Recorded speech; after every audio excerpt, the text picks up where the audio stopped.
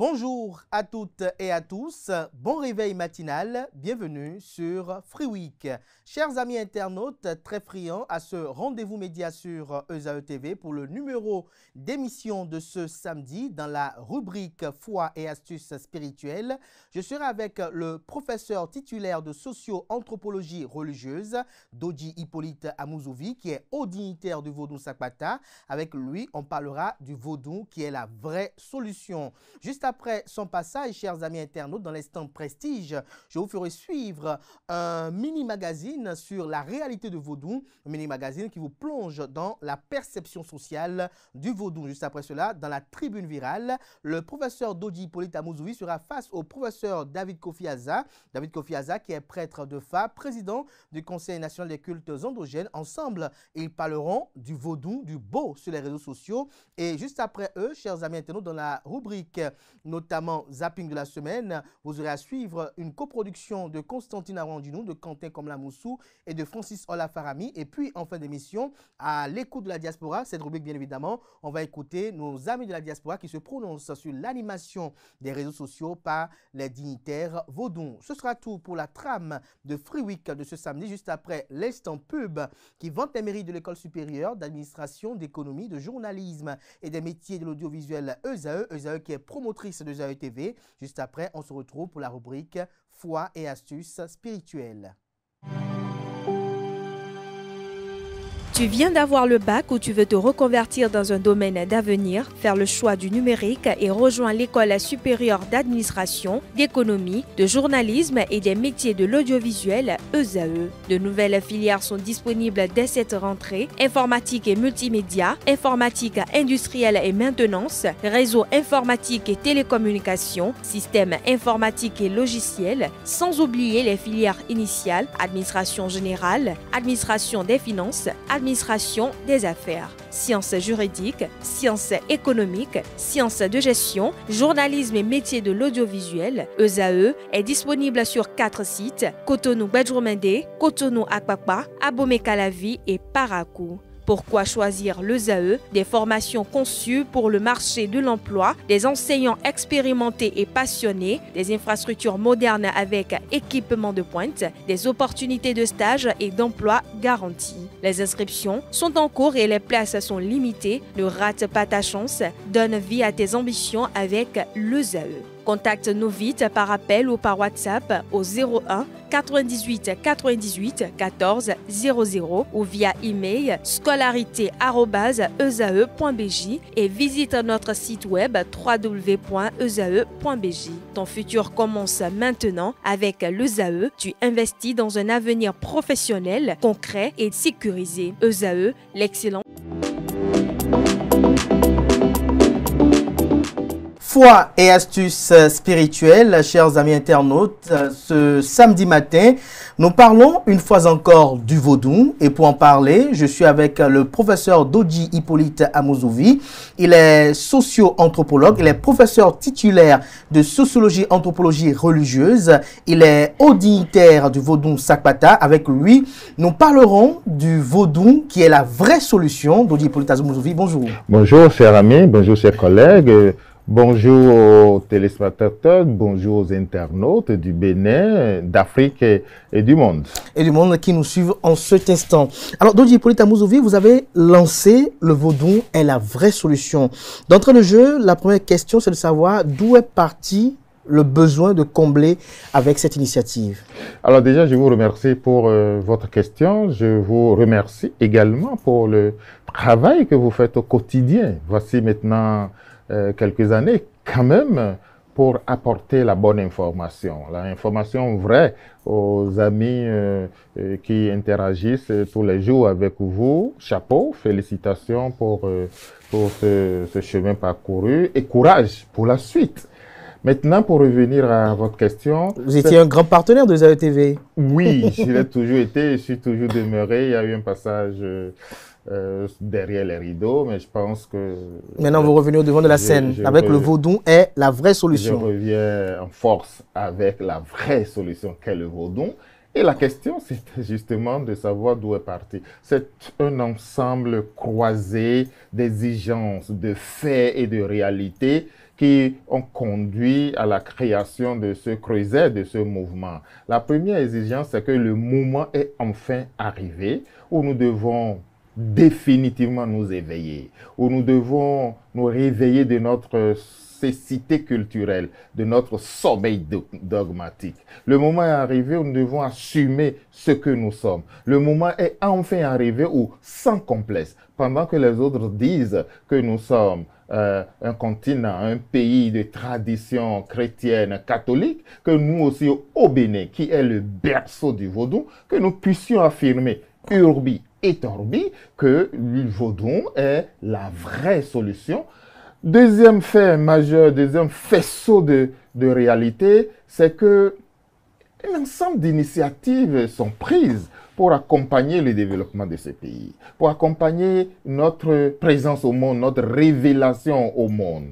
Or, nos ancêtres nous ont légué un héritage culturel, un héritage cultuel. Nos ancêtres nous ont fait. Nous avons dans nos veines le sang de nos ancêtres qui circule. Et malheureusement, nous sommes souvent déconnectés de ces braves personnes-là, de ces braves gens qui nous ont légué une ancestralité, une spiritualité, une culture, une foi, une présence au monde que la rencontre avec d'autres cultures ont tout fait d'effacer. Le moment est donc arrivé aujourd'hui que des initiatives sont prises à tous les niveaux, surtout au niveau gouvernemental, de nous révéler par le tourisme religieux autour du vaudou, d'accompagner tout ce mouvement tout en revendiquant, tout en assumant notre héritage commun, notre appartenance au Bénin et à la culture du vaudou. Et lorsqu'on regarde de très près, quand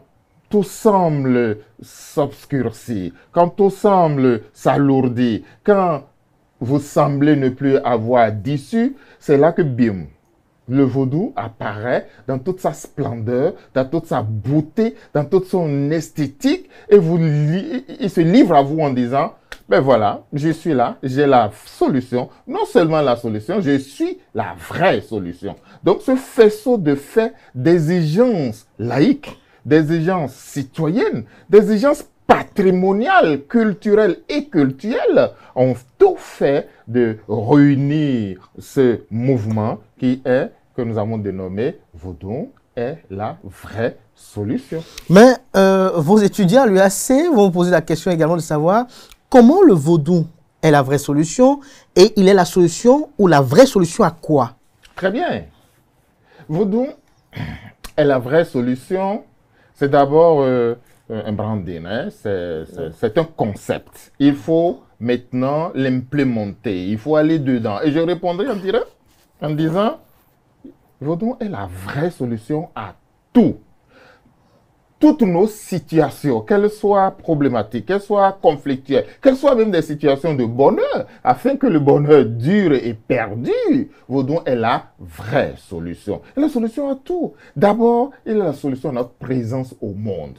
Nous ne pouvons pas, si je nous compare à un oiseau, nous ne pouvons pas décider de sortir de notre plumage et espérer grandir. C'est notre plumage, le vaudou. C'est notre plumage, l'héritage de nos ancêtres que nous devons assumer maintenant sans complaisance aucune. Quand je le dis, je ne demande pas que nous retournerons à un passé, que nous avalons tout. Non, mais nous devons reconnaître cette appartenance à cet héritage-là, cette présence face à cet héritage. Donc, il est la solution à notre présence au monde. Si nous nous déracinons, nous ne sommes pas présents au monde. Donc, la vraie solution, elle est là. Je vais vers l'autre avec tout ce que j'ai de bagages, depuis mes racines jusqu'à la cime de mon arbre. Je vais vers l'autre en refusant d'être une chauve-souris, ni mammifère, ni oiseau. Je dois être un. Et ce un-là, c'est lorsque je me connecte à mes ancêtres. Vaudou est la vraie solution au développement. Vaudou est la vraie solution à tout. Regardez vous-même. Regardez les problèmes d'intolérance. Regardez les problèmes de guerre, de conflit, les problèmes de désamour, les problèmes que nous vivons actuellement, que l'humanité au XXIe siècle produit. Vaudou est la solution à cela parce que quand vous regardez ces valeurs, valeurs d'amour, valeurs de tolérance, valeurs d'entraide, valeurs d'ouverture, valeurs de don de soi, valeurs d'exigence éthique, valeurs d'obligation de prise en compte de soi-même et de l'autre.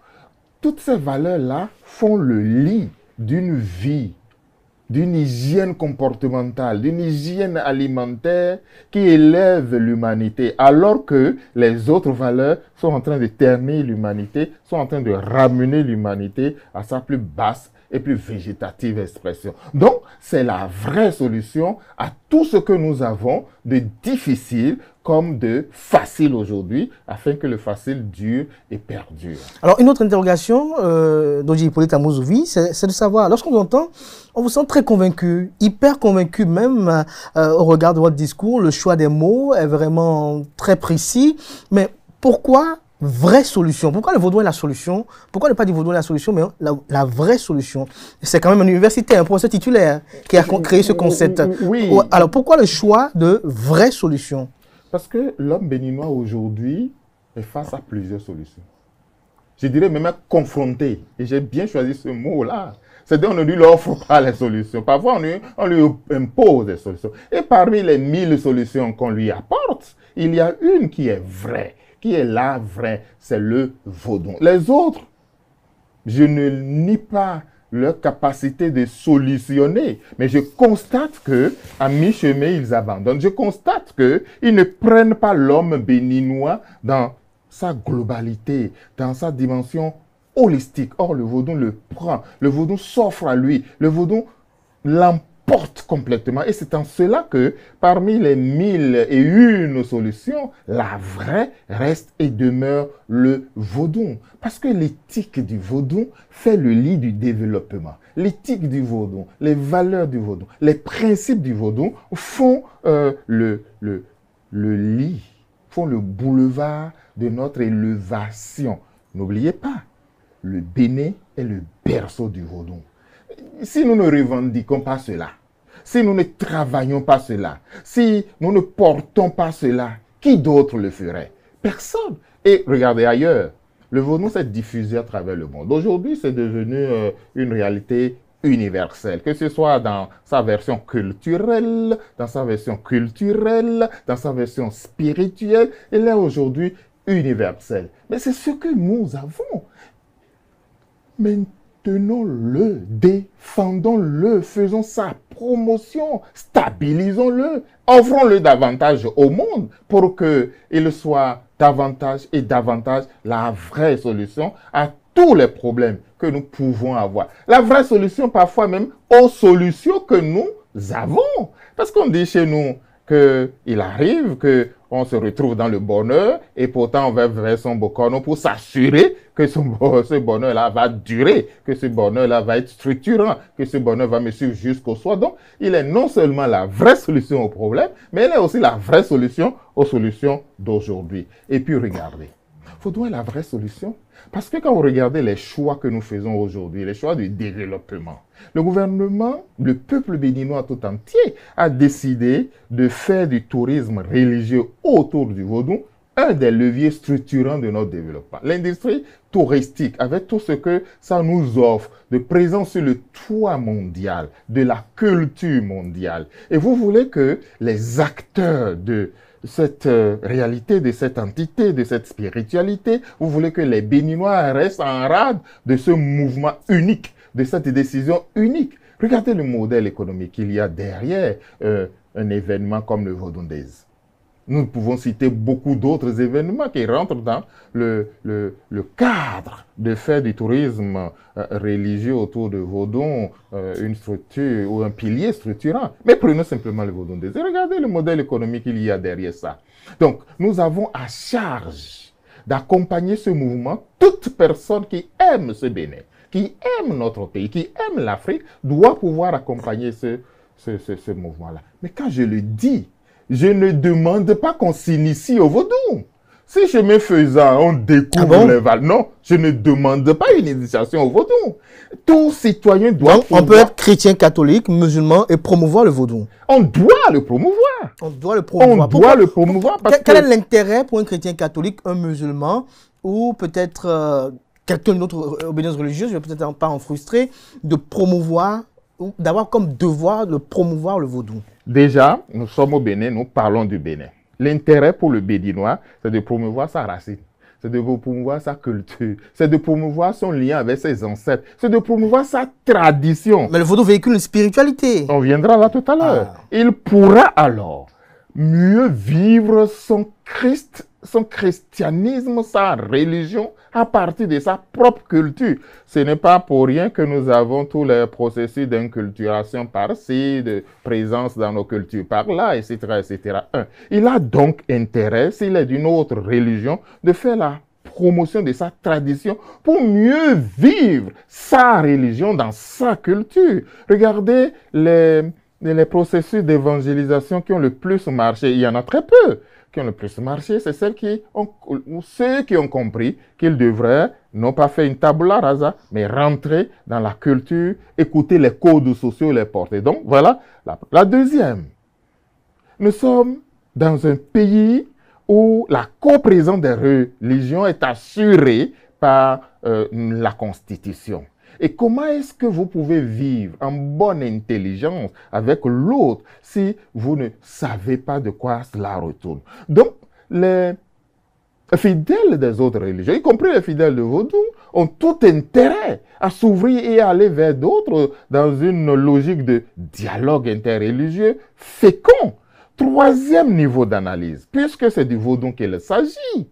Le vaudou, dans sa version culturelle, là, il n'y a pas de débat, on ne le fait pas le débat, mais dans sa version spirituelle, sa promotion, sa vulgarisation, son explication, la sensibilisation autour de ça, c'est la sensibilisation autour des valeurs, c'est la sensibilisation autour des pratiques, c'est la sensibilisation autour des rites. Mais regardez tout ce qui se passe aujourd'hui où beaucoup de religions viennent prendre les rites, les pratiques, les chants, les danses de la spiritualité vaudou. Si vous ne faites pas ces promotions d'amour, de tolérance, de coprésence, d'ouverture, le développement de ce pays, le développement du monde, simplement le développement harmonieux de l'humanité, ça passe par ces valeurs. Et ces valeurs, c'est les valeurs promues par le vaudou. Donc, je ne vois pas comment on peut faire aujourd'hui, quand on est béninois vivant au Bénin ou ailleurs, quand on est africain, quand on est négro-africain, quand on est terrien, honnêtement, je ne vois pas comment on peut faire si on ne fait pas, si on ne vit pas et on ne fait pas la promotion des principes et valeurs du vaudou.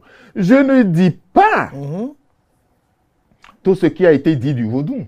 Vous savez, pendant longtemps, l'histoire de la chasse... Je vais en venir. Très bien. Qu'est-ce que c'est que le vaudou? Voilà. Bonne question. Moi, je ne sais pas ce que je rappelle que vous avez fait beaucoup de travaux dessus. Tout à l'heure, on va même faire suivre à nos amis internautes un petit documentaire que vous avez réalisé avec vous au niveau du LARED, le laboratoire analyse, recherche, espace et développement, voilà, pour la personne sociale du vaudou. Mais déjà, dites-nous, c'est quoi le vaudou? Honnêtement, je vais vous décevoir. Je ne sais pas ce que c'est que le vaudou. Et je ne sais pas si quelqu'un sait ce que c'est que le vaudou. Ah bon? Parce que, non. Le vaudou est Dieu? Le vaudou est divin, le vaudou est Dieu. Et en tant que tel, il est inappréhendable, il est insondable. Le vaudou, il est mystère. Le vaudou, il est invisible. Qui peut oser connaître le vaudou?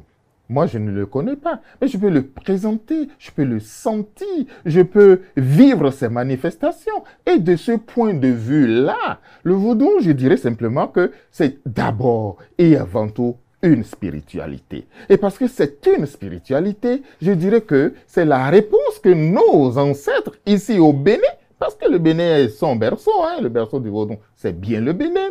Nos ancêtres, c'est la modalité qu'ils ont trouvée pour pouvoir répondre aux questions existentielles qu'ils se sont posées une fois qu'ils ont pris conscience de leur présence au monde. C'est-à-dire, qui sommes-nous? D'où venons-nous?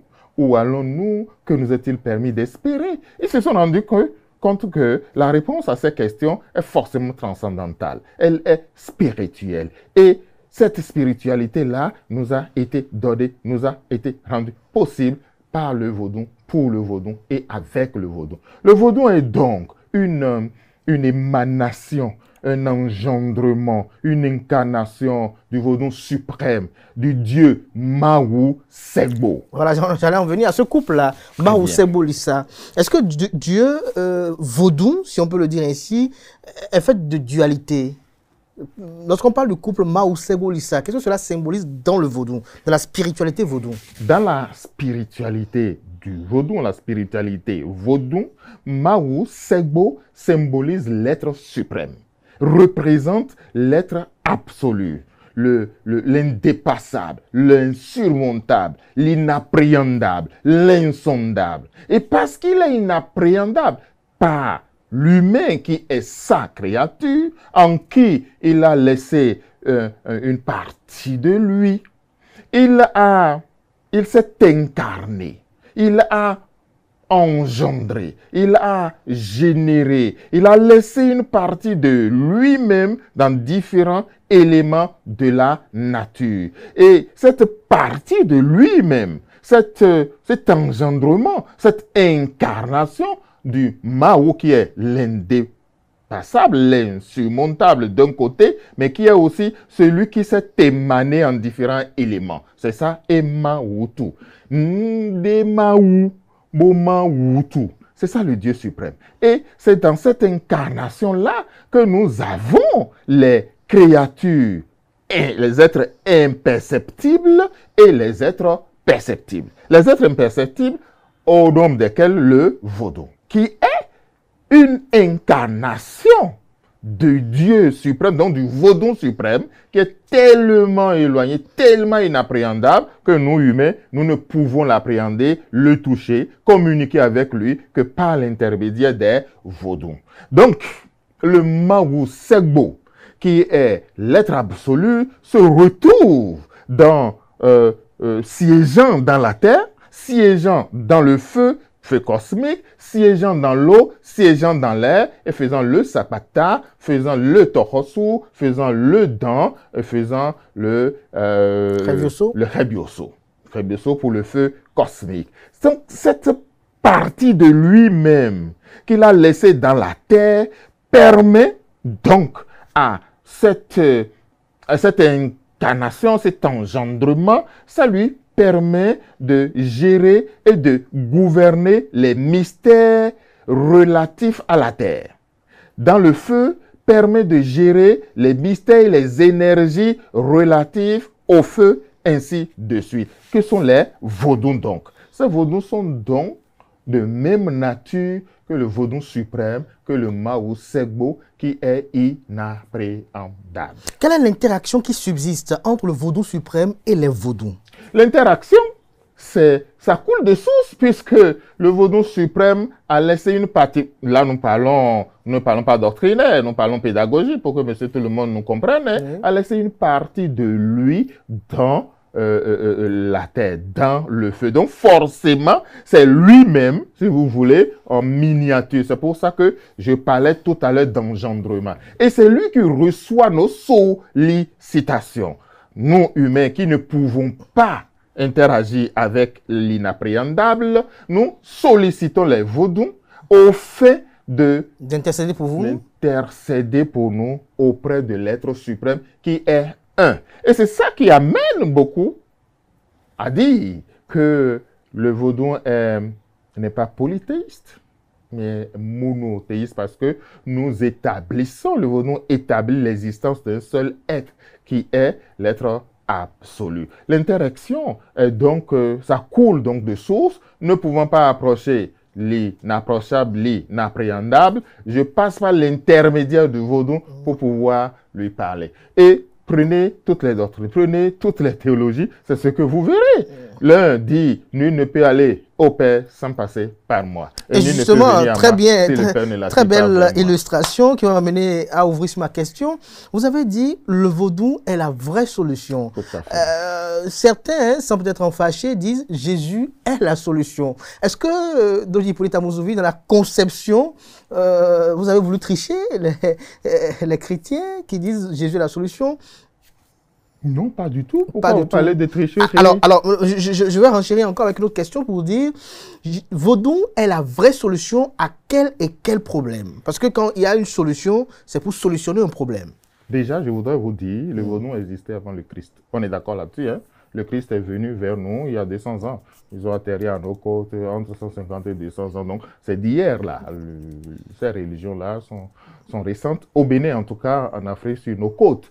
Or, nous, le Bénin existe depuis des siècles, depuis des millions d'années. Nous avons peuplé cette partie de la terre. Et nous avons notre manière de communiquer avec Dieu. La preuve, le terme Maou, le terme Yahweh, le terme Akuluno. Beaucoup de termes sont des termes qu'ils sont venus trouver ici. Le Nzambé, pour aller de l'autre côté, toujours en Afrique noire, sont des réalités qu'ils ont découvertes quand ils sont venus. Donc, s'il y a quelqu'un qui s'est inspiré de quelqu'un, ce n'est certainement pas le Vodou. Donc, en parlant de vraies solutions, vous voyez que le mot plagiat n'est pas heureux à sa place là où il est. Je ne peux pas aller, on dit, ton papa ne va pas te parler, tu vas dire que tu vas, non, ton grand-père va te parler, tu vas dire, il a demandé à ton père d'abord avant de dire, non.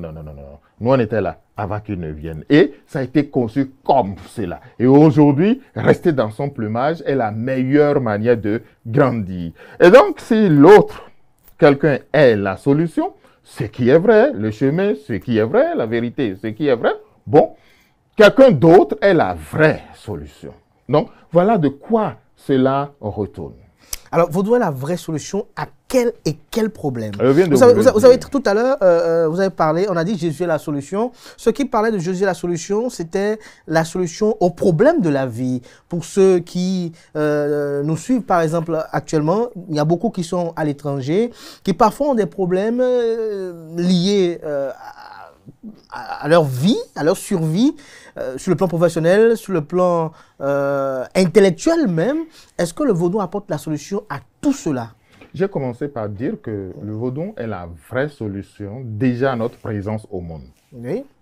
Qui sommes-nous? D'où venons-nous? Où allons-nous? C'est la vraie solution à ces problèmes que nous nous posons. Oui. Si nous sommes donc béninois, africains, noirs, et même simplement du monde, que nous avons un atome crochu, une connexion au Vodou, c'est là que nous trouvons la vraie réponse. Oui. Ensuite, tous les problèmes qui peuvent être les nôtres, quelle que soit leur nature, matérielle comme immatérielle, c'est dans l'immatérialité et l'invisible du Vodou que nous trouvons la vraie solution et que nous traduisons ces solutions-là dans le matériel et dans le visible. En fait, le Vodou, il est la solution au développement. Du moment où il a su la présence de l'homme, l'entière, la globale, l'holistique, équilibre de l'homme qui accepte ses valeurs, qui le conçoit. Jusque-là, je n'ai même pas encore dit qu'il le sollicite, mais qui connaît le Vodou et ses valeurs. Du moment où il les accepte, l'hygiène de vie, l'hygiène comportementale, les exigences qu'il y a autour de cette spiritualité font que l'homme qui l'épouse et qui l'accepte ne fait que s'élever, ne fait que s'élever, ne fait que s'élever. Et en s'élevant, en haut, il n'y a que de l'oxygène pur. Donc, toutes les vraies solutions aux vrais problèmes qui peuvent être ceux des hommes, Vodou est cette vraie solution. Et enfin, j'ai ajouté, je ne suis pas resté simplement au niveau des problèmes. J'ai dit, Vodou est la vraie solution aux solutions que nous avons. C'est-à-dire que même en l'absence d'un problème, en présence de toutes les facilités, de tout le bonheur, Vodou reste et demeure encore une vraie solution afin que ce bonheur non seulement dure, mais que ce bonheur soit communicatif, que ce bonheur élève pas seulement moi, parce qu'une liberté qui n'est pas, qui ne libère pas autrui et qui ne libère que moi-même n'en est pas une. Donc, si j'ai un bonheur, les valeurs du Vodou m'enseignent que ce bonheur-là, qu'est-ce que je fais pour en profiter, pour faire profiter l'autre? Mais regardez les actions que les Vaudouns ont posées quand les premiers missionnaires ont débarqué sur nos côtes. Ils ont été ouverts, ils ont été tolérants, ils ont aidé à s'installer. Le Vaudou n'a pas connu sa guerre, il n'a pas connu son djihad, il n'a pas connu ses croisades, il n'a pas connu le grand nettoyage que d'autres religions ou d'autres cieux ont connu. Donc, la paix, la tolérance, l'acceptation de l'autre, c'est encore dans le vaudou qu'on l'a. Or, ce sont des valeurs qui font l'humanité aujourd'hui. Malheureusement, ce n'est plus ce que nous voyons. L'autre, le revers de la médaille, sans prendre le pas sur ce que devait être la médaille. Le vaudou est là pour nous rappeler que nous sommes des humains. Et si nous sommes des humains, il y a des valeurs fondamentalement humanistes, humanitaires et humaines que nous devons cultiver, que nous devons épouser pour pouvoir assumer convenablement notre présence au monde. C'est pour ça qu'il est et demeure la vraie solution. Dernière question, on va y revenir et là je compte sur votre disponibilité parce que vous êtes difficile à, quand même, à mettre la main dessus. Vous allez prendre l'engagement devant les amis internautes que les samedis vous serez toujours disponible pour eux pour leur donner quand même un enseignement sur le vaudou. Ma question c'est de savoir comment vous comptez propager la vraie solution qu'est le vaudou. Propager, je ne sais pas si c'est de ce côté qu'on va se situer seulement, mais profiter de la vraie solution, promouvoir la vraie solution, informer de la vraie solution. Comment nous comptons? Nous avons une série d'initiatives qui sont en train d'être prises dans le domaine de la formation, dans le domaine de l'éducation. Formation de qui? Formation de toute personne. Déjà des vaudouns-ci et des vaudous-non. Oui. Parce que la théologie du vaudou, nous sommes en train de la rédiger, de la finaliser, de l'endoctriner. Et que cette théologie-là devrait pouvoir être mise à la disposition de toute personne qui souhaite en savoir plus. Qu'elle soit vaudou-ci, fidèle, adepte du vaudou, croyant ou pas, on a besoin de savoir. Et donc, nous formons toute personne qui souhaite. Pour le moment, nous commençons avec des attestations. Nous évoluerons, peut-être si les occasions, les situations, circonstances le permettent, vers des formations diplômantes. Mais pour l'instant, c'est des attestations, c'est des formations certifiantes pour de maîtrise et de connaissance ou d'initiation à la théologie du vaudou. Ensuite, c'est des plaidoyers. Ensuite, c'est des sensibilisations. Ensuite, puisque nous sommes d'abord et avant tout universitaires, c'est des recherches et c'est des publications. L'environnement du vaudou, le système du vaudou, la philosophie du vaudou, les arts du vaudou, l'esthétique du vaudou constituent encore un champ vierge. Il y a à travailler suffisamment, il y a de l'espace et du travail, c'est immense comme entreprise et donc nous allons investir ce domaine de la recherche et mettre à la disposition de tout désireux de savoir, désireux de la sagesse, désireux de la connaissance, nous mettrons à leur disposition des savoirs qui peuvent être mis à leur disposition. Donc, nous allons vulgariser ces savoirs, nous allons sensibiliser sur la nécessité, entre autres, sur la nécessité de modifier l'ensemble de comportements et de pratiques dans le vaudou, parce que le monde évolue. Nous ne pouvons plus faire comme s'il y a 100 ans, 200, 300 ans en arrière. Nous sommes obligés d'être du monde aujourd'hui, de notre temps, et d'être en phase avec les défis actuels. Donc, nous mettrons tout ça en ordre, en bouquet que nous offrirons. Et là, chacun pourra vivre de l'intérieur ou de l'extérieur la vraie solution qu'est le vaudou. Je finirai en disant ce mouvement est forcément un mouvement citoyen, c'est un mouvement républicain, c'est un mouvement laïque, citoyen en ce sens-là que vouloir dépoussiérer, vouloir présenter ce que c'est effectivement que l'héritage de nos ancêtres est un travail citoyen qui n'a rien à voir avec l'acceptation ou le rejet de la religion issue de cela ou de la spiritualité issue de ça. Regardez, quelqu'un qui est d'une religion différente de celle du vaudou et qui se pointe quelque part. Peut-être que depuis 3 ou 4 générations, ses parents ont toujours été de la religion différente du vaudou. Mais il va quelque part, pour le simple fait qu'il dise, il se présente comme étant béni. On dit, Ah, voilà des gens qui viennent du pays du vaudou, donc voilà des gens qui viennent du pays du sorcier, voilà des malfaisants, voilà des malfaiteurs. Vous voyez ce que ça fait sur l'image de ce pays-là. Donc, assumer notre ancestralité, c'est déjà montrer ce que c'est que le Bénin, révéler le Bénin dans toute sa splendeur, dans toute sa beauté. Et ça, ce n'est pas le travail des vaudous seulement. C'est le travail des vaudous aussi, mais c'est le travail de tout Béninois et de tout amoureux du Bénin. C'est en cela que je dis que c'est un travail citoyen. Comment nous allons faire mieux décoller le tourisme religieux autour de vaudou si nous laissons traîner cette littérature para-anthropologique, cette littérature fausse, ces réalités qui n'ont rien à voir avec le vaudou. Ou bien, vous allez quelque part, un vaudou-ci ou un vaudou-non, donc un humain pose un acte répréhensible, pose un acte mauvais. Au lieu de dire que c'est cet humain qui a posé l'acte, on dit c'est le vaudou qui est comme ça. Est-ce que vous avez jamais entendu dire que au plus haut niveau d'une certaine religion, on découvre des hauts responsables pédophiles? Il n'y a été jamais question que le Dieu que ces gens-là servent, quelqu'un n'a jamais dit que ce Dieu-là est pédophile? Merci.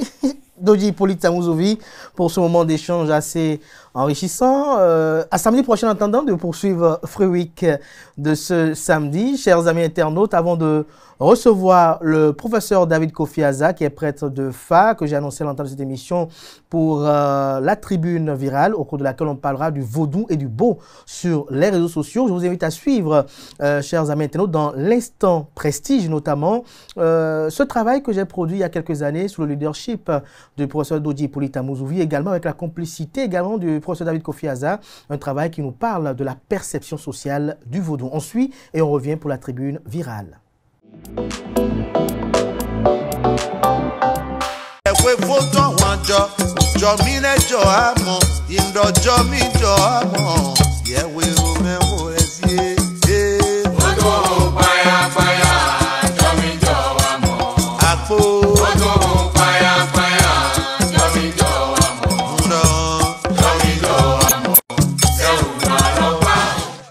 Le vaudou, sujet à polémique et à controverse. Vaudou, représentation du diable. Vaudou, symbole du fétichisme. Telles sont les conceptions du vaudou et de ses pratiques par le commun des mortels. Pendant longtemps, le vaudou a été peint en noir et même de nos jours, ses détracteurs continuent d'entretenir le flou autour de la quintessence de sa réalité. Avec l'entrée en jeu des crimes dits rituels, cette perception sociale du vaudou, comme source d'occultisme et de méchanceté, s'accentue davantage. Par ailleurs, certains conspirateurs assimilent le vaudou à la magie. Le laboratoire d'analyse et de recherche Religion Espace Développement l'ARED du professeur Dodji Tamouzovi se penche au quotidien sur cette question liée à la perception sociale du vaudou. Universitaire dont la renommée et les compétences sont incontestables et irréfutables, ce dernier ne cache pas son adoration du vaudou et ne manque aucune occasion pour démontrer que le vaudou est en fait Dieu. Déconstruire un discours qui tend à montrer le vaudou comme de la négativité, comme le diable, comme le mauvais. Un discours qui tend à montrer le vaudou comme une religion. Et dans mon intervention, j'ai essayé d'abord de définir ce que c'est que le vaudou pour moi. Et pour la vérité, le vaudou n'est pas une culture, le vaudou n'est pas une religion, le vaudou n'est pas un système de pensée. Le vaudou, il est l'entité première, il est la déité, il est la cause causante. Le vaudou est donc Dieu. Le vaudou est le sacre, le vaudou est Dieu et a généré une religion et une culture. Le vaudou a aussi généré un art de vivre et un art de penser. C'est une dénomination qui est vaste et ses concepteurs ont vu juste en la divisant en différentes entités. Ainsi, le panthéon du vaudou se constitue autour des 4 éléments divinatoires, à savoir la terre, l'eau, l'air et le feu.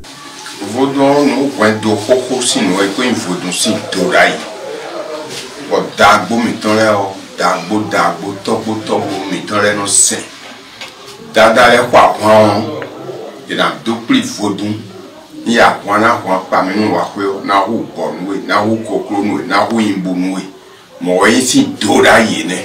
Les prêtres et adeptes du vaudou évoquent l'omnipotence, l'omniscience et l'omniprésence de Dieu vaudou, réputé sous le couple Maousegbolissa. Lors des rituels de consultation ou de libation, le prêtre ou la prêtresse vaudou invoque toujours Dieu vaudou à l'entame de tout procédé rituel.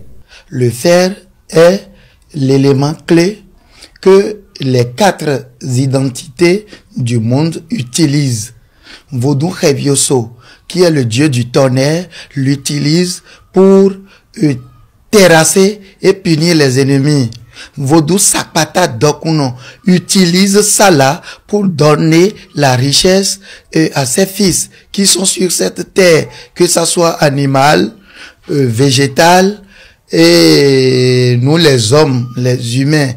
Il y a aussi le Segbolissa, qui est le jour. Avant que le jour n'arrive, s'il y a par exemple, avant que le jour n'arrive, il y a toujours Goubadagli qui donne cette division.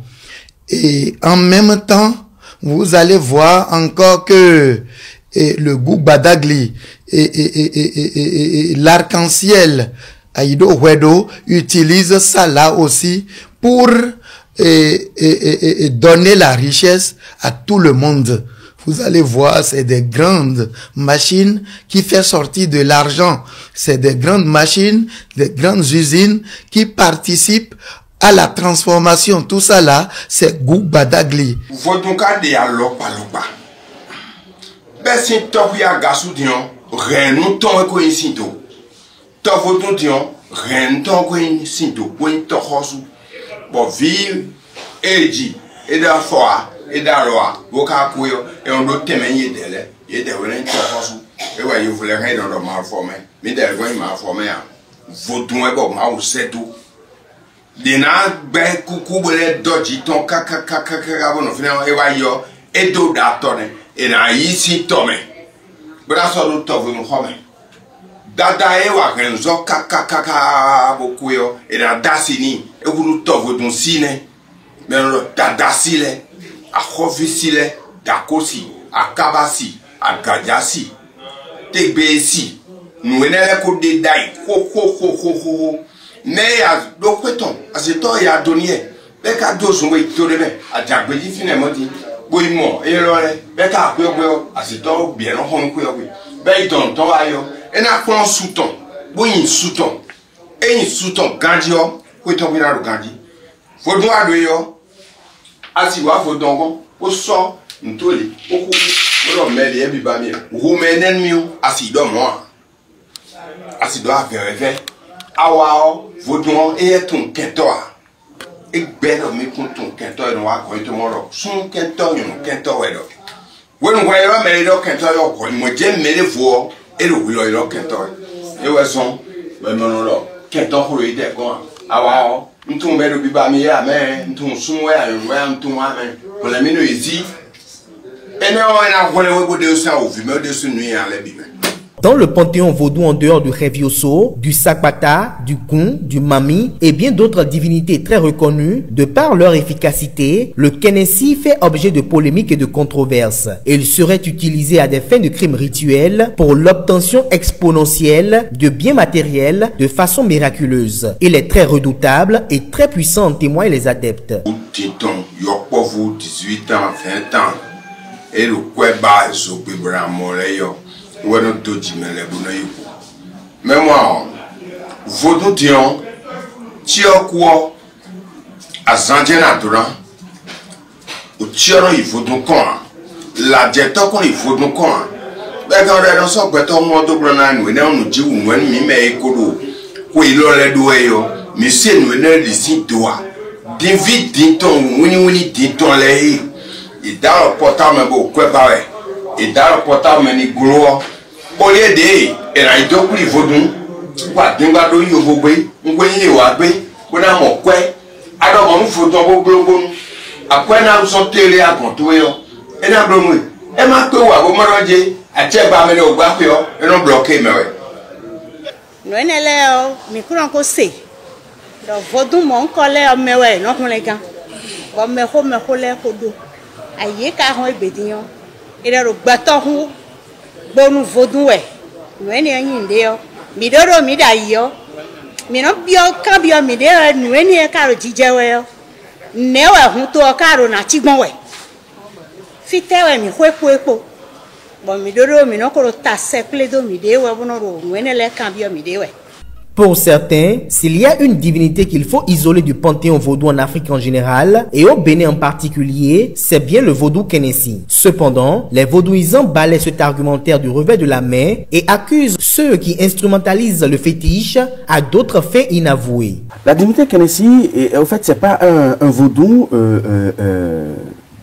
à part entière au niveau de notre tradition. C'est un sous-vaudou. Donc, on peut dire que c'est une sous-divinité qui est en quelque sorte la forme masculinisée de l'énergie matricielle, qui est l'énergie de la femme que nous appelons Minona. Donc c'est une divinité qui constitue un bras armé pour Minona afin qu'elle puisse agir. Minona, c'est la divinité qui a été à tort traitée de la divinité de sorcellerie, en quelque sorte, mais ça n'a rien à voir avec la sorcellerie. Mais il faut reconnaître que Kenessi est une divinité qui était déjà utilisée par nos ancêtres pour protéger la progéniture. Ça permettait de protéger la progéniture et d'éviter qu'elle ne soit victime des affres et nuisances de la sorcellerie. Parce que la sorcellerie, il n'y a pas que de mauvais, il y a aussi du bon. Mais est-ce que Kenessi consomme du sang humain? Le Kenessi, en principe, ne consomme pas du sang humain. Vous savez, toute divinité consomme du sang. Donc, ce qu'on dit aujourd'hui avec le Kenessi, on a dit du sang humain, professeur. Oui, toute divinité consomme du sang. Et il ne faut pas oublier que l'homme aussi est un animal. Puisque quand on rentre dans la catégorie des éléments, nous avons les éléments du règne minéral, les éléments du règne végétal et les éléments du règne animal. Au niveau des éléments du règne animal, l'homme aussi y figure. Donc, toutes les divinités qui consomment du sang peuvent le consommer, mais le problème ici, c'est que nous n'avons pas déjà l'habitude de faire consommer du sang à nos divinités. Ils ne consomment que les moutons ou les poulets ou les bœufs. De faire consommer du sang humain. Du sang humain à nos divinités. Donc, le fait de lui donner du sang humain, c'est parce qu'on est à la recherche de quelque chose. On veut déculper un peu l'énergie. On veut déculper un peu l'énergie. Donc on peut le faire avec le toleba, on peut le faire avec le goût, on peut le faire avec le dent. Mais là, c'est parce que le Kenessi est déjà un bras armé d'une divinité qui était déjà très puissante, qui est Minona. Constitué d'une divinité qui est matérialisée par un canari à même le sol, sur lequel il a été versé de l'huile rouge, le vaudou Kenessi est historiquement une pratique sociale propre à certaines collectivités. À cette pratique est associé un autel où se font les rituels de guérison, de la fièvre infantile, des évocations propres à ce vaudou par personnes initiées dans les dites collectivités. Dans l'histoire coloniale et jusqu'à l'époque des royautés, le Kenessi contribuait fortement à protéger contre des invasions. Il serait très prisé de nos jours par les cybercriminels en quête constante de gains faciles. Vieux de l'époque du Dahomey, le vaudou Kenessi a la force de faire exécuter tous les désirs, quel que soit le domaine, professionnel, amoureux, richesse, santé et vengeance. Il suffit de faire les rituels adéquats à travers une requête bien élaborée auprès du vaudou et il exécute le vœu latent en moins de 24 heures sans possibilité de rendre le sortilège inopérant. Pour certains, c'est un vaudou très dangereux qui ne doit pas se retrouver à la disposition d'une personne sans foi ni loi. Rituel. C'est des assassinats ciblés. Ça n'a rien à voir avec un crime rituel. Le crime rituel, c'est quoi? C'est tout un processus rituelique au bout duquel un être peut être sacrifié. Et au bout de ce processus rituel-là, c'est forcément soit pour le bien-être de la communauté, soit pour le bien-être de la nation. Et ça se passait au temps royal, où même des jeunes filles étaient exécutées en crime rituel pour protéger la nation ou pour assurer la prospérité de la nation. Donc, ça n'a rien à voir avec ce qui se passe aujourd'hui. On assassine des gens, on récupère des organes, on récupère le sang, qu'on donne à une divinité. Ça n'a rien à voir avec un crime rituel. C'est des assassinats et il faut combattre. Est-ce qu'il y a des rituels qui permettent de s'en débarrasser sans risque? Parce que même si vous jetez la divinité, puisque ce qui est constitué, c'est juste un autel. Vous demandez à la divinité de se manifester là. La divinité n'est pas là.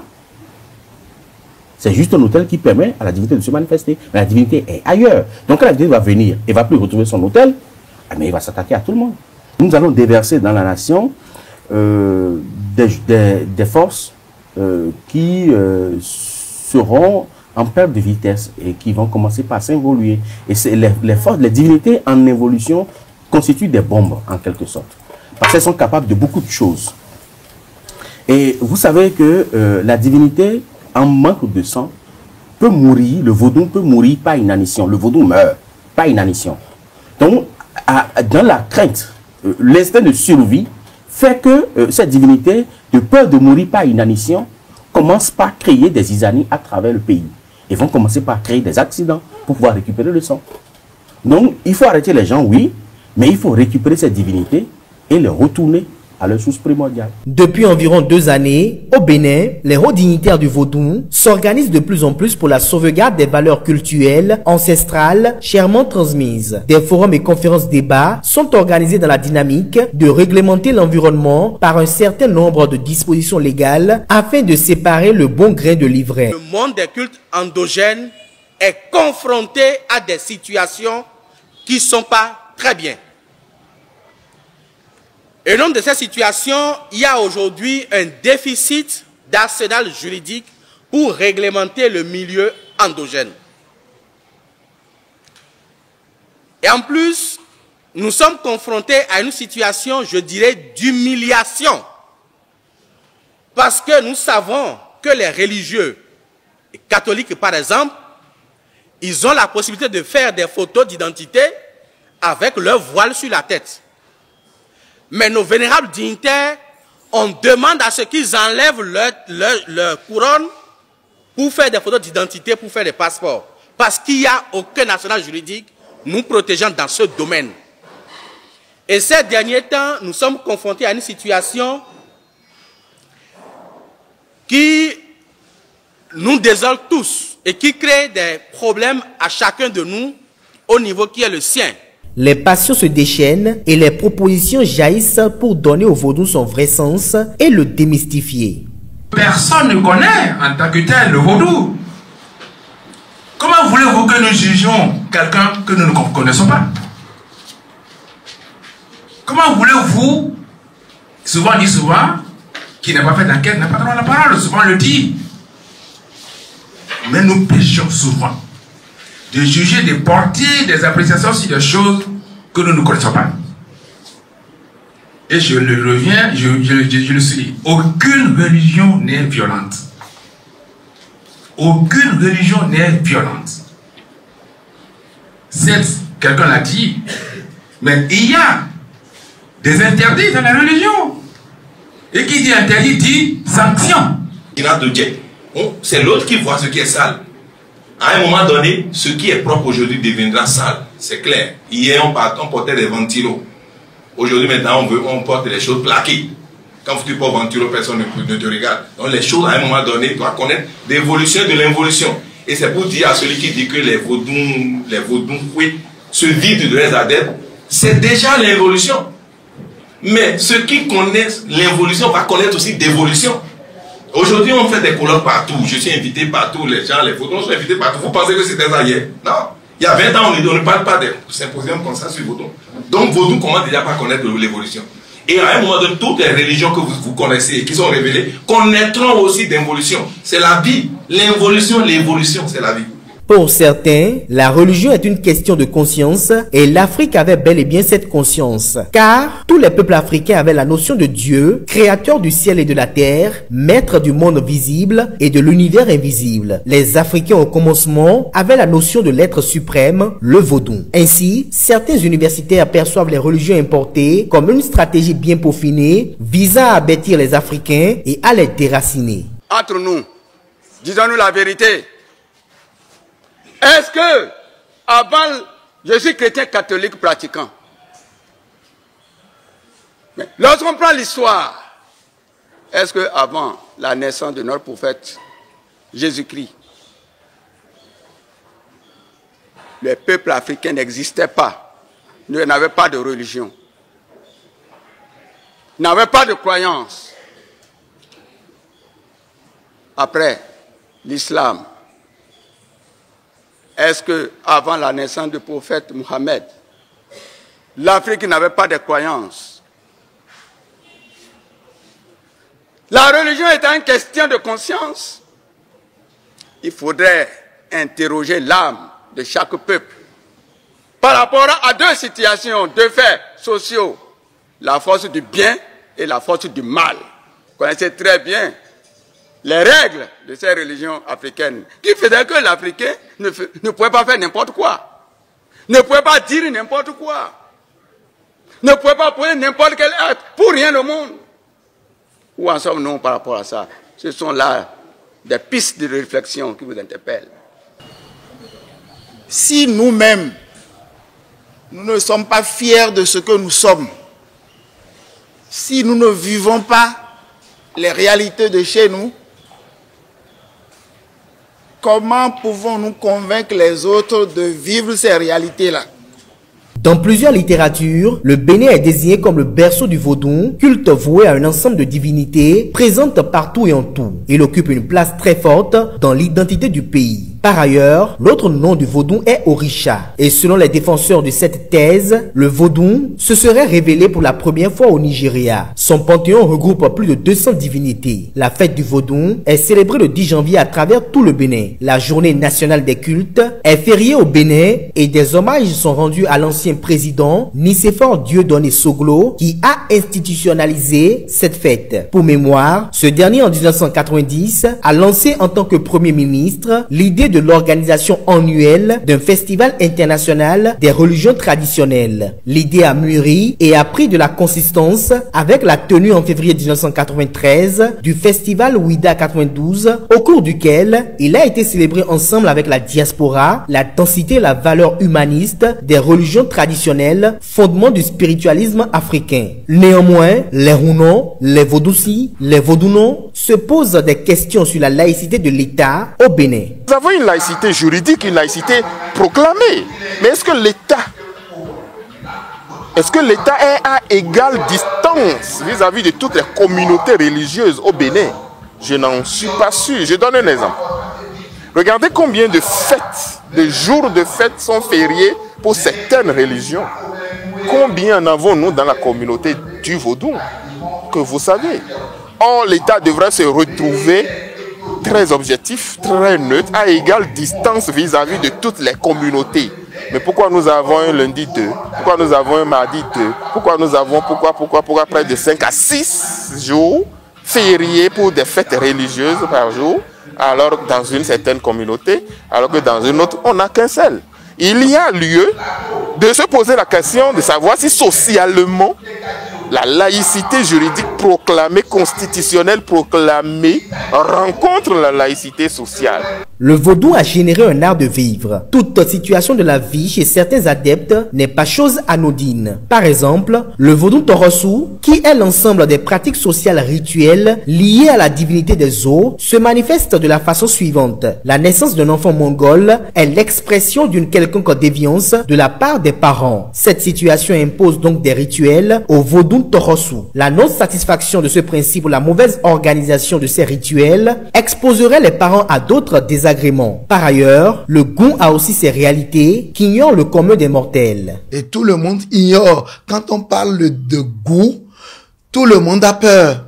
Goût n'est rien d'autre que moto, goût n'est rien d'autre que auto, goût n'est rien d'autre que l'avion. C'est des supports qui emmènent l'homme du point A au point B le plus rapidement possible.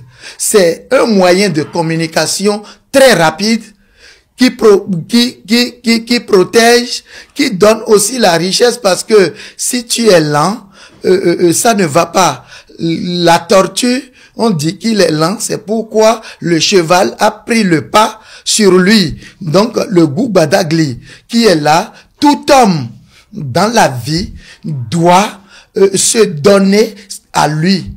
C'est en quelque sorte l'écorce des arbres qui protège l'arbre pendant que le feu brûle la forêt. Il y a des arbres qui résistent, c'est la peau rigide de l'arbre.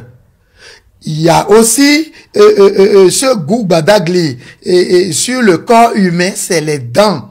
Si nous n'arrivons pas à bien mâcher les aliments et ça rentre dans l'organisme, on va tomber malade. Et goût arrive à trancher. Et c'est le couteau, c'est le fusil.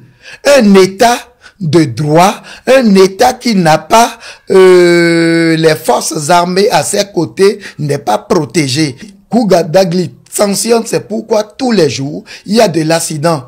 que ça soit les malfaiteurs, si tu arrives à faire quelque chose dans la cachette et tu ne veux pas qu'on te trouve, tu vas faire de l'accident. Vous allez voir aussi si les parents ont commis beaucoup de bêtises. Avant de mourir, ils n'ont pas payé, le goût sanctionne. C'est pourquoi il est bon d'aller voir le goût pour dire tout ce que j'ai fait de mauvais ou tout ce que mes aïeux ont fait de mauvais. Je viens pour te donner ça et tu me donnes la clarté. Cette divinité-là, on l'appelle Souaï. C'est une divinité qui rassemble en lui tout seul toutes les divinités de ce monde.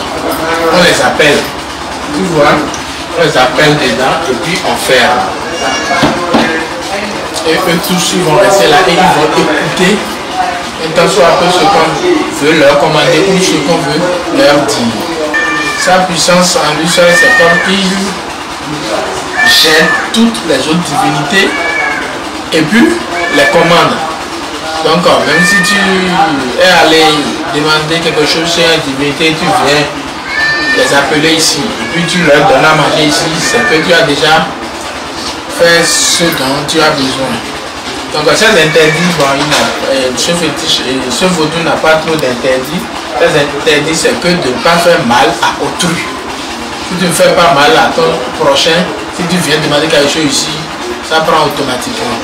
La terre, elle-même vaudou et mère nourricière, est représentée par Aizan et Sakpata. L'air, souffle porteur de vie, est du ressort du vaudou Dan. L'eau, quant à elle, relève des vaudous, Nesouhwe et des Torosu. Tandis que le feu, source d'énergie, est porté par le vaudou Revioso. Ce qui fait la richesse du vaudou est sa forte implication dans plusieurs pratiques sociales nécessaires à la protection de la vie de la communauté. Soulignons au passage que toutes les recettes de notre pharmacopée ont été d'abord expérimentés dans les couvents avant d'être généralisés. Aussi, toutes les forêts rendues sacrées se sont révélées d'une utilité écologique et environnementale. Il en est de même de certains cours d'eau et plans d'eau que les initiés vaudous déclarent interdits à la pêche pendant certaines périodes de l'année. Le vaudou, à travers la religion qu'il a générée, prône l'amour, le partage et la tolérance. Il urge d'être fiers de nos cultures et de tout mettre en œuvre pour les révéler au monde dans ce qu'elles ont d'original, d'esthétique et de profondément humaniste.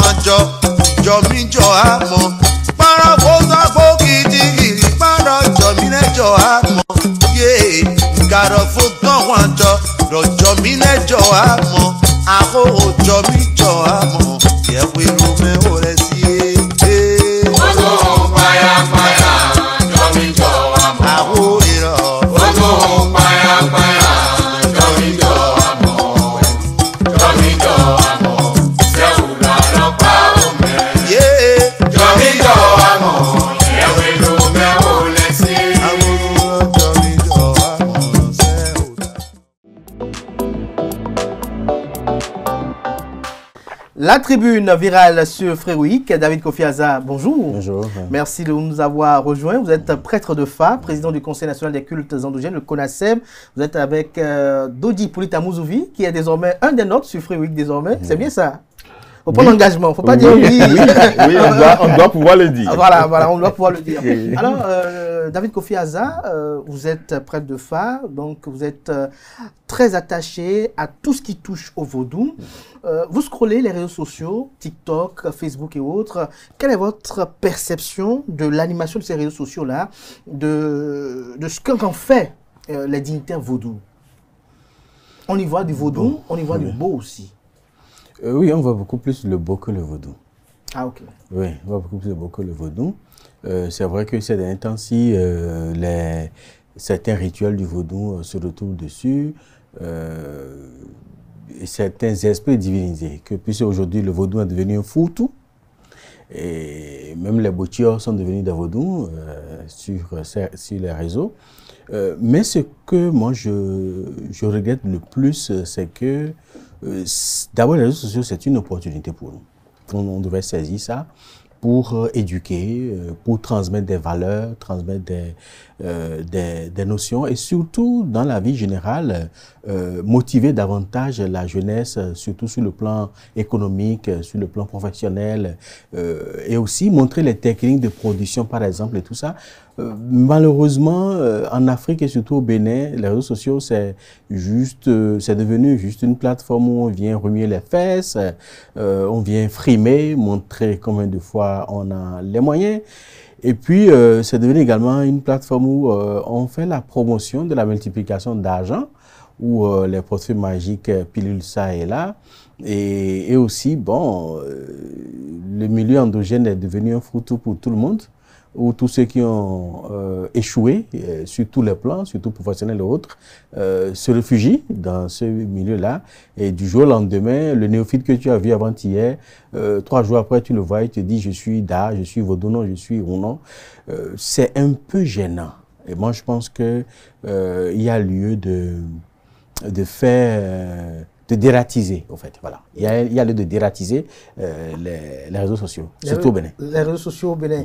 Je vais poser une question peut-être à Dodi Amouzovi, peut-être ça va faire rire David Kofi Azar. Moi, je suis étonné que Dodi Amouzovi, malgré ces années de recherche-là, on le voit sur TikTok, mais il ne fait pas de promotion de salons de chance. Est-ce que vous n'avez pas fait de recherche dans ce sens-là, sur les salons de chance, ou peut-être sur les bougies qui peuvent peut-être apporter de la prospérité? Non, je vous remercie pour la question. Vous n'avez pas fait de recherche dans ce sens-là durant toutes ces années? Sûr, oui. Pourquoi bien évidemment. Oui, pourquoi vous ne faites pas de promotion autour de ça? Pourquoi vous ne dites pas que vous avez un salon de chance que vous avez recherché dans les tréfonds du Bénin, qui fait ci, qui fait ça? Pourquoi vous ne venez pas nous dire, par exemple, que vous, Dodi Amouzovi, dans vos années de recherche, au moment où les gens faisaient des soutenances, que vous avez vu, par exemple, telle bougie appartenant, ou peut-être lorsqu'elle est mise, c'est telle divinité peut apporter ci. Depuis, on vous observe, mais on ne vous voit pas dans ce schéma-là. Et on ne risque pas de le voir non plus. Vous avez écouté ce que Daton a dit tout à l'heure. À bon vin, point d'enseigne.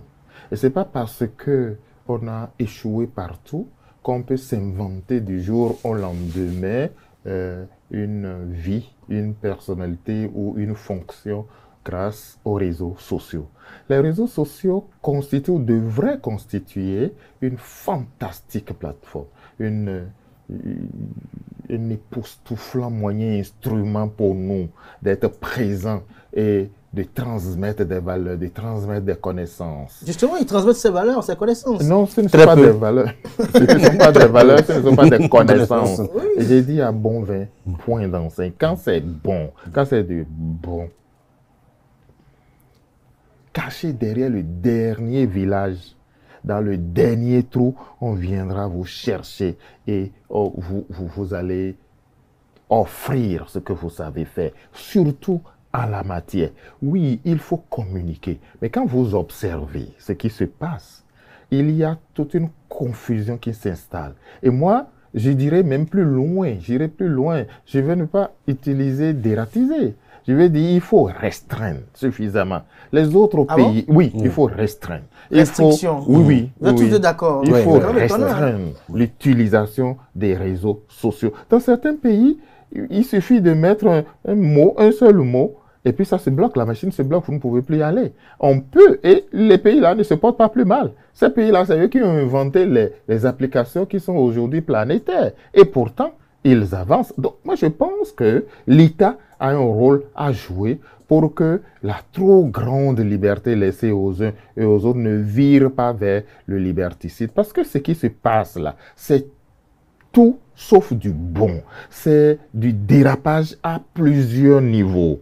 Et ce mélange des genres où on fait la promotion du beau et on rentre dans une sorte de confusion avec le vaudou, regardez bien ce que les gens amènent sur les réseaux sociaux.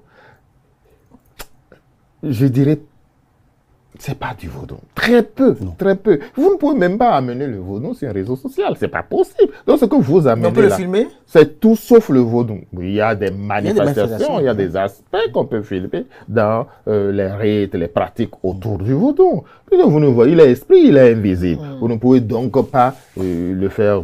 Mais qu'à cela ne tienne, les nôtres ou certains qui revendiquent être des nôtres, l'utilisation qu'ils font des réseaux sociaux là n'est pas la bonne et nous devons commencer par nettoyer cette écurie-là. Ensuite, appeler à la responsabilité des sachants, des ayants droit, parce que ils viennent toujours de quelque part.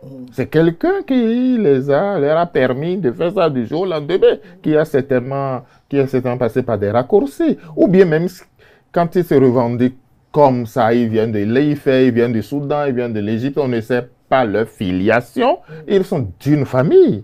Et c'est l'honneur de la famille, c'est le nom de la famille qu'ils engagent en venant dire tout et se contrer sur les réseaux sociaux. Oui, avant d'aller un peu plus loin par rapport à ce que vous dites, parce qu'il y a quand même un besoin qui se fait ressentir.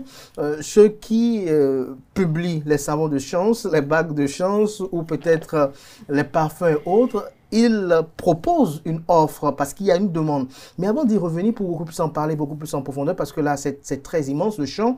David Kofi Hazard, on observe depuis quelques jours sur les réseaux sociaux, et c'est préoccupant, des scènes parfois interpellantes, notamment en lien avec le culte Egungun, où on voit des revenants qui jadis étaient des masques très crins, des masques que l'on pouvait détaler. On voit aujourd'hui que des initiés au culte filment des spectacles et publient des moments où il y a de la résistance face au Egungun, où on voit même des néophytes porter la main au Egungun. Et depuis, on sent quand même qu'il y a un silence plat autour. C'est une responsabilité partagée. Partagée entre qui et qui? D'abord entre les dignitaires de ce culte-là, précisément, parce que la manière dont on initie les gens, la manière dont les dignitaires de ce culte-là sont intronisés, sont consacrés, sont autorisés à pratiquer le culte, mais en même temps également ceux qui servent de relais, je vais dire. L'initié doit comprendre ce que je suis en train de dire. À cette divinité-là, exagère. Et ce qui se passe dans ces couvents, parfois, sont hors de contrôle. Pourquoi? Comment c'est possible? Hors de contrôle parce que si le dignitaire du couvent, le bail du couvent, n'a pas la carrure qu'il faut et qu'il fasse appel à des gens qu'il n'arrive pas lui-même à contrôler, parce qu'il y a certaines personnes qui accompagnent le Gungun. Le Gungun ne sort pas seul. Des gens accompagnent ce Gungun. Ceux-là qui accompagnent le Gungun sont là et en principe, ils sont chargés de canaliser, d'être en quelque sorte le pont entre la divinité manifestant et la population. Mais eux-mêmes sont confondus à tout ça et laissent faire et la population et la divinité. Sinon, comment se fait-il que des initiés sont debout et laissent un profane, ou même si c'est un initié, s'approcher de la divinité jusqu'à un niveau donné, jusqu'à ce qu'il y ait affrontement? Il y a beaucoup de choses en dessous de ces choses-là, mais ce qui est beaucoup plus à déplorer, c'est l'immixtion des substances psychotropes à l'intérieur de certains couvents et surtout dans ces rites-là de Egungun que nous observons. Vous estimez que les accompagnateurs... Ils ne jouent pas leur rôle. Ils ne jouent pas leur rôle convenablement. Non. Peut-être que ce sont eux qui provoquent même d'ailleurs ces situations-là. Todja Mouzovi, je rappelle en 2017-2018, je crois, hein, vous avez fait quand même, on sait que vous êtes quand même aussi introduit dans ce milieu-là. Ces scènes, lorsque vous les voyez sur les réseaux sociaux, ça vous êtes indifférent? Non, merci pour la question. Quand je vis ces scènes-là, je dis le monde s'effondre. Je dis, la première, ça m'interpelle directement parce que tout part à volo. Qui est en charge de ce vaudou?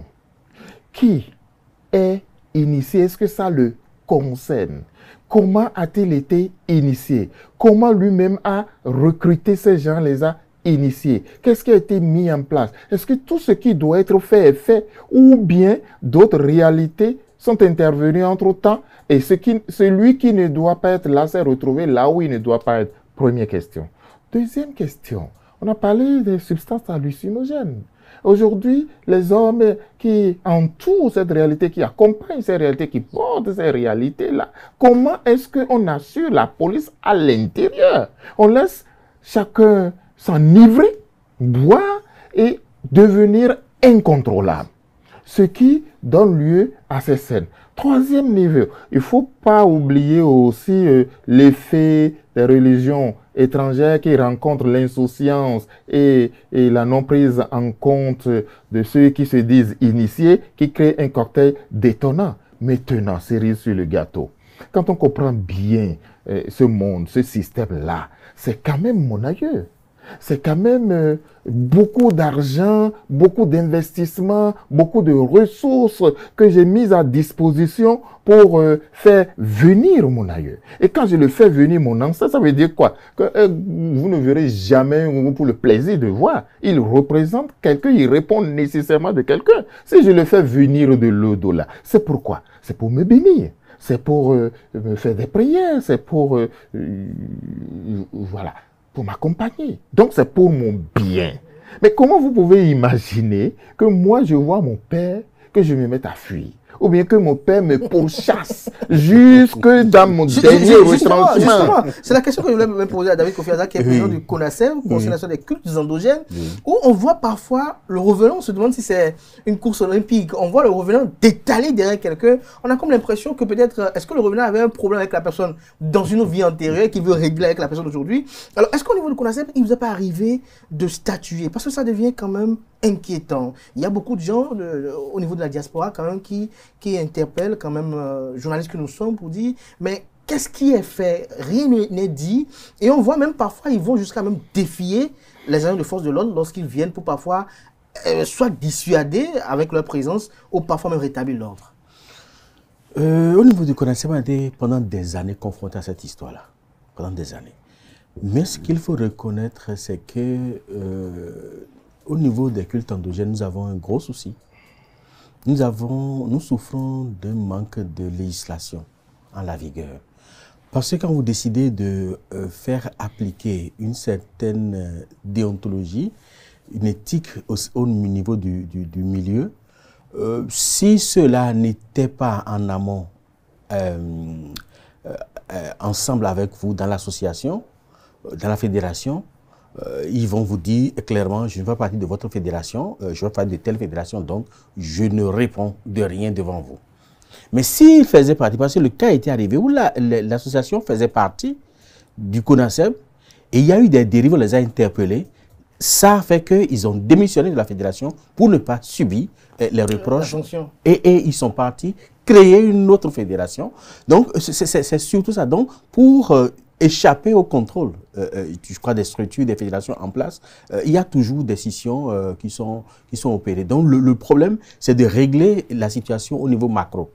Et là, il faut forcément légiférer ou alors prendre des décisions, peut-être à un niveau très élevé, de l'État pour que véritablement on puisse avoir la main, surtout au niveau du comité des rites par exemple, pour pouvoir cerner, circoncire le mal. Sinon le mal, c'est comme c'est en train d'infecter davantage. Hein. Ça va prendre. Vous pensez, qu'on a besoin de législation? Tout à fait. On a besoin de décisions fortes, on a besoin de législation, on a besoin. Mais comment cette loi sera appliquée? On a besoin d'imposition, c'est-à-dire qu'il faut nécessairement une police interne à chaque espace religieux, donc le vaudou en général, et à l'intérieur du vaudou, dans chaque compartiment, dans chaque obédience du vaudou, il faut déjà que la sensibilisation, l'information aille vers ces gens-là pour que au nom de la République, la liberté de religion, d'opinion, d'association qu'ils agitent aujourd'hui,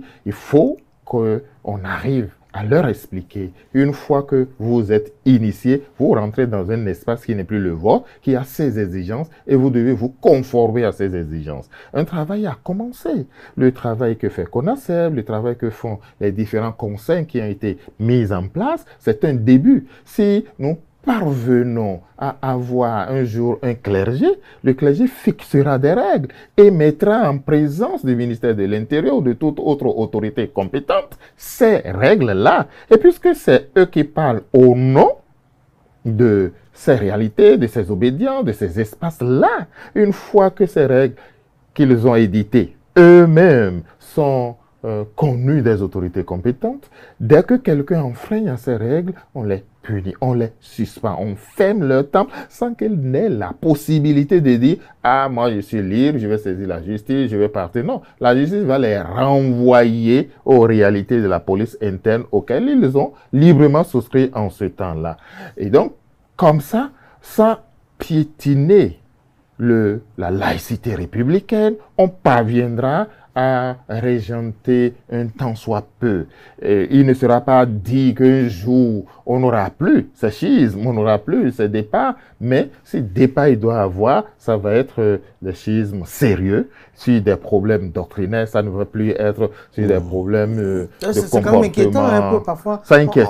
On voit des revenants parfois peut-être brutaliser des estropiés. Parfois, les scènes sont parfois... Non, il y a des choses. Vous avez des images, si elles sont vraies, si elles ne sont pas montées, des gens qui vont tranquillement à leurs affaires, et puis un revenu ou un revenant arrive là et commence à le chicoter. Celui-là n'est pas le vaudou. Il n'est pas le vaudou. C'est pas le vaudou. Qui se met à violenter. Après, les autorités compétentes, ils rentrent dans la plénitude de leurs fonctions. Vous voyez un gougou à la police, en garde à vue, c'est déjà arrivé. Est-ce que vous voyez l'image que ça fait? Si jamais celui qui est là n'est pas professionnel jusqu'au bout des ongles et était un évangéliste, vous voyez, imaginez la scène. Si entre-temps, il était lui-même un haut initié, imaginez aussi la scène. Donc, les tests sont là, on pourrait les appliquer à l'accès, comme on peut les appliquer à les actes, ou qu'on peut les appliquer selon la compréhension, la sensibilité que l'acteur qui est là a. Donc, nécessairement, nous devons commencer par nous-mêmes. David Kofi, vous voulez faire un commentaire? Oui, je dis, il faudrait peut-être, en attendant que toute la situation soit revenue à la normale, peut-être suspendre certains couvents, par exemple, où ces dérives-là sont observées, pour prendre la décision pour les suspendre en attendant qu'on puisse aplanir les choses. Parce que là où on est en train d'aller là, ce n'est pas du tout bien. Est-ce que ces suspensions ne vont pas créer d'autres situations conflictuelles? Non, on est obligé de faire ça pour assainir le milieu. Pour envoyer un message fort aux autres. Et également dire à ceux-là, parce que le rôle du vaudou, c'est de donner de la grâce. C'est d'accompagner, de bénir les gens. Et d'égayer. Et d'égayer à des moments donnés. Pas de régler les comptes. Non, mais quand ce vaudou-là, qui est chargé de me bénir, commence pas à me chicoter, je crois que... On a comme l'impression qu'il y en a qui aiment ça, parce qu'on voit des jeunes, parfois, qui viennent habillés pour la circonstance, qui se mettent au milieu, et on voit le revenant... Et c'est le moment de les décourager pour dire le vaudou ne sert pas, n'est pas pour la violence. N'est pas pour la violence. Non, le vaudou n'est pas pour la violence. Alors, si on revient par rapport au beau également, David Kofi Azar, je le disais tout à l'heure, il y a un besoin qui se fait sentir. Il y a bon nombre de concitoyens qui ont des problèmes, que la Providence nous en mette à l'abri, qui ont des problèmes qui, après avoir pris de temple en temple, sont toujours à la recherche de solutions. Le professeur de Amouzovi aujourd'hui a apporté la vraie solution, mais en écoutant peut-être le professeur Amouzovi, ils entendent que dans le vaudou, il y a la vraie solution. Mais une fois sur les réseaux sociaux, il y a une kyrielle de dignitaires qui sont là avec des offres. Comment se comporter? Moi, je pense qu'il faut faire très attention par rapport à ça. Parce que on n'a pas trop de problèmes tels que les gens prétendent le dire. On a beaucoup plus un souci de déficit de communication, d'enseignement. C'est-à-dire que le niveau de compréhension des réalités endogènes au niveau de la population, c'est très bas. Vraiment bas. Si bien que le BA qui devait permettre à chacun d'avoir un mieux-être, peut-être avec une connexion d'invocation, de libation avec ses ancêtres, avec une connexion avec les vaudous au niveau de sa famille, cette déconnexion peut nous créer beaucoup d'ennuis. Vous allez passer de temple en temple. Si vous ne revenez pas au niveau des fondamentaux, ça va toujours poser problème. Quand vous prenez n'importe quelle maison au Bénin ici, il y a un vaudou qui est à la base de la genèse même de cette famille. Ça veut dire que, quoi qu'on dise, les enfants de cette famille-là portent ce sang. Mais aujourd'hui, tout le monde fuit ce vaudou parce qu'on estime que dans le vaudou, il y a la sorcellerie. Voilà encore un autre problème. On pense que le vaudou, c'est la sorcellerie, alors que c'est deux choses différentes. Et pour ça, on fuit.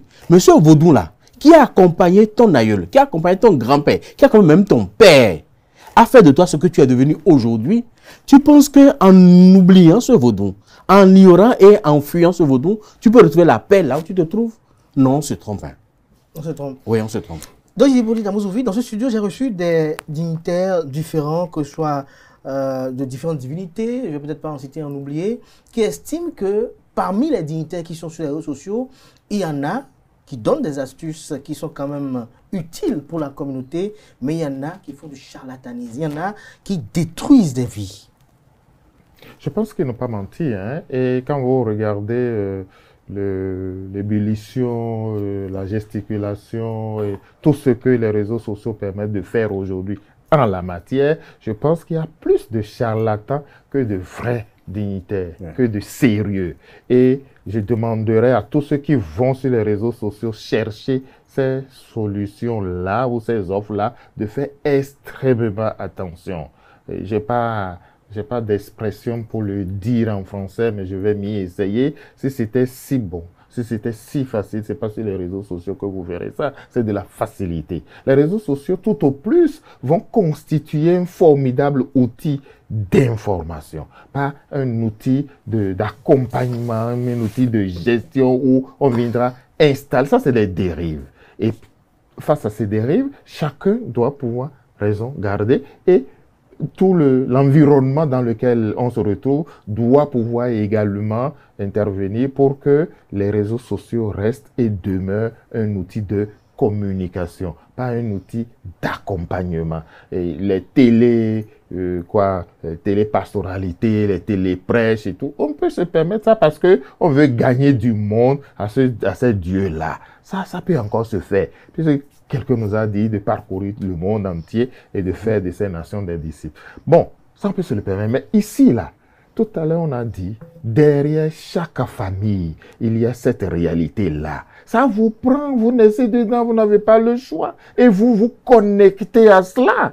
Personne ne viendra vous forcer ou vous faire quoi que ce soit ou dans une sorte de prosélytisme ambiant dit venez à moi pour être sauvé ou non. Vous êtes dedans et le salut, il est déjà dedans si la notion de salut existe. Les solutions sont déjà là. Donc, point n'est besoin de dire voilà moi, c'est moi qui détiens la vérité à ci, c'est moi qui détiens la vérité à ça. Donc, je dirais, pour tous ceux qui nous écoutent maintenant, si vous allez sur les réseaux sociaux, sachez que sur cette plateforme-là, il y a tout et son contraire.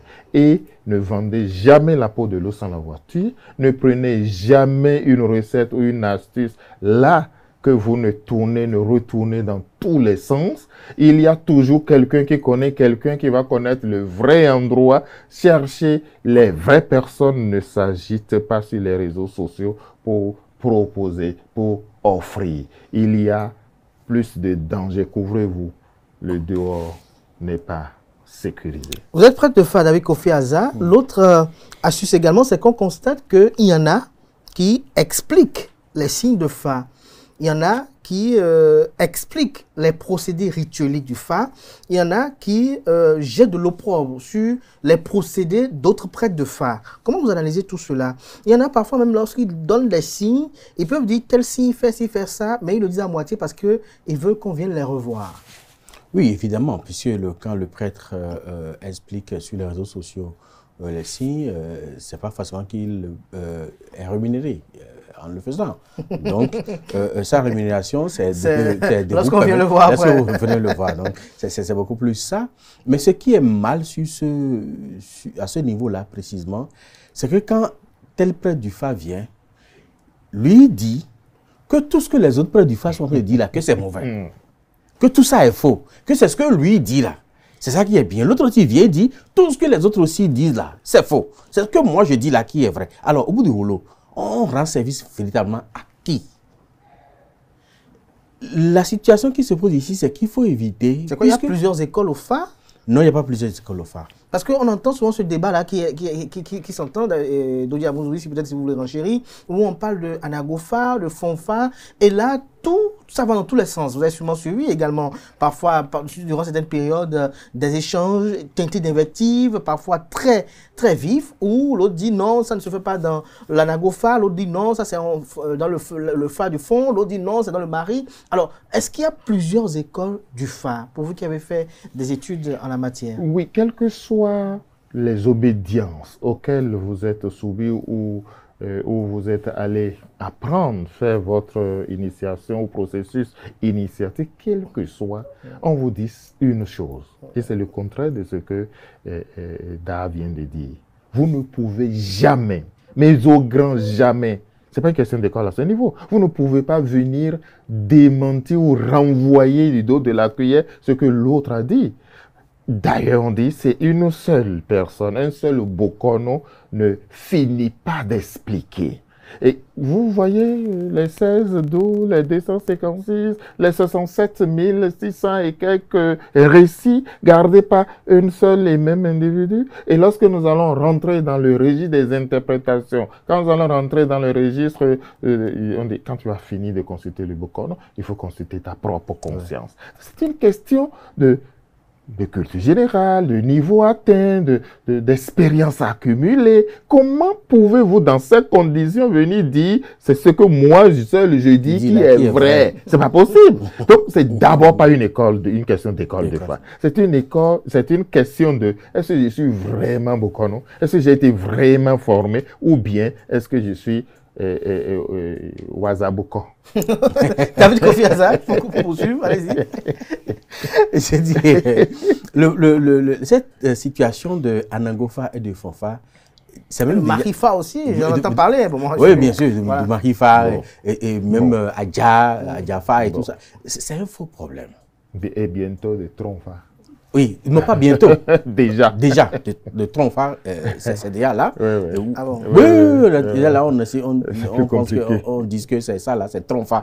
Tout comme si Tron a son Fa qui a pas, le Anagono a son Fa qui a pas, le Mari a son Fa qui a pas, le Adjano ici. Non, c'est un faux problème. C'est toujours là une manière de dire, c'est tel système du Fa là qui est bon. L'essentiel, c'est comme, je vais profiter pour expliquer ça à ceux qui nous écoutent. Oui. C'est comme la cuisine. Quand vous remettez les mêmes ingrédients et vous mettez dans les mêmes conditions deux femmes différentes pour préparer la même sauce, elles peuvent emprunter des démarches différentes. Mais au bout du rouleau, les deux vont préparer, si elles sont très bien préparées, les deux vont préparer une sauce qui sera acceptable par tout le monde. Ça peut ne pas avoir les mêmes arômes, ça peut ne pas avoir presque le même goût, mais ça va être une sauce appréciée par tout le monde, sauf si elle ne s'est pas bien préparée. Donc, il n'y a pas une manière précise de dire, voilà comment on prépare la sauce de légumes là. Si vous prenez 10 femmes, vous avez 10 manières différentes de préparer la sauce de légumes, mais au bout du rouleau, c'est la sauce de légumes que vous aurez. Mais on veut la bonne sauce de légumes. Vous aurez facilement la bonne sauce. On veut le bon Fa, c'est ça le problème. On veut le bon Fa si il n'y a que le bon Bokono qui puisse donner le bon Fa. Mais comment reconnaître le bon Bokono du mauvais Bokono? Malheureusement, c'est un peu compliqué. Et la population elle-même, elle est très émotive, elle aime le sensationnel, donc on leur sert le sensationnel. Pareil, Dodi Amouzoui. Malheureusement, oui. Est-ce qu'il n'y a pas des facteurs pour l'intellectuel, le scientifique, excusez-moi, des caractéristiques pour identifier le bon Bokono? Non, non. Vous l'identifiez, vous le reconnaîtrez à sa maîtrise de son art, à son explication, à l'accompagnement qu'il vous donne par rapport aux problèmes que vous posez aux failles, aux révélations qui sont arrivées. C'est comme ça que vous reconnaissez. Et c'est une grâce. C'est la clairvoyance et l'omniscience qui est le Fa. Et donc, ce n'est pas quelque chose que vous, en tant qu'humain, vous finissez d'avoir en un jour. L'expérience fait la différence. Et vous allez cheminer un bout de temps avec votre Bokono qui vous connaît, que vous connaissez. Et personne en personne, vous finirez quand même par le découvrir, par avoir la bonne maîtrise. Mais vous ne pouvez pas, même s'il va crier sur les réseaux sociaux, je suis le meilleur Bokono du monde, tel que vous l'approchez dedans là, C'est tonneaux vides qui font du bruit. Oui, mais est-ce que quelque part, on ne peut pas mettre en place un mécanisme pour contenir la saignée? Parce que celui qui a la recherche de solutions à ces problèmes, lorsqu'il entend de façon bien construite un discours dans lequel on dit, lorsque je vous fais ceci, vous avez la résolution de tous vos problèmes liés à temps. Lorsque je vous fais ceci chez moi, vous avez temps. Lorsque vous avez été, par exemple, prendre le phare et que vous avez eu tel problème, lorsque vous venez chez moi, lorsque la personne qui se retrouve dans un discours à travers ses problèmes et qui y va, parfois il paraît même que ça s'empire, est-ce qu'il n'y a pas un mécanisme qu'on pourrait mettre en place pour contenir un peu la saignée? Déjà, il y a des mécanismes. Le CONASEB est là. Vous savez que le CONASEB existe. Ils sont dans le milieu, ils sont tous les jours la main dans la pâte, comme on dit. Si vous n'avez aucune information et vous allez dans une localité, c'est forcément vers ces sachants-là que vous dites, bon, est-ce que vous connaissez quelqu'un, Bokono, qui peut... Est-ce qu'il ne faut pas aujourd'hui penser, c'est une question qui est aussi peut-être une idée aussi, est-ce qu'on va penser à avoir un répertoire ou un annuaire? J'allais en venir, j'ai commencé par les structures fêtières qui s'occupent au quotidien de ces choses, qui sont un bon vecteur. Mais quand vous regardez les initiatives que le gouvernement met en place avec le projet la route des couvents, quand vous voyez un peu une structure comme le comité des arrêts de Vaudon du Bénin, que vous vous adressez à ces gens-là, forcément, c'est des lieux où vous devez avoir les premières notions, les premières orientations. Alors, pour les amis internautes qui nous suivent depuis l'étranger, parce qu'il y en a beaucoup qui se plaignent, qui se font anarquer, alors s'il veut écrire à une structure officielle, par exemple comme le comité des arrêts de Vaudon, est-ce qu'il y a une adresse à laquelle il faut s'adresser?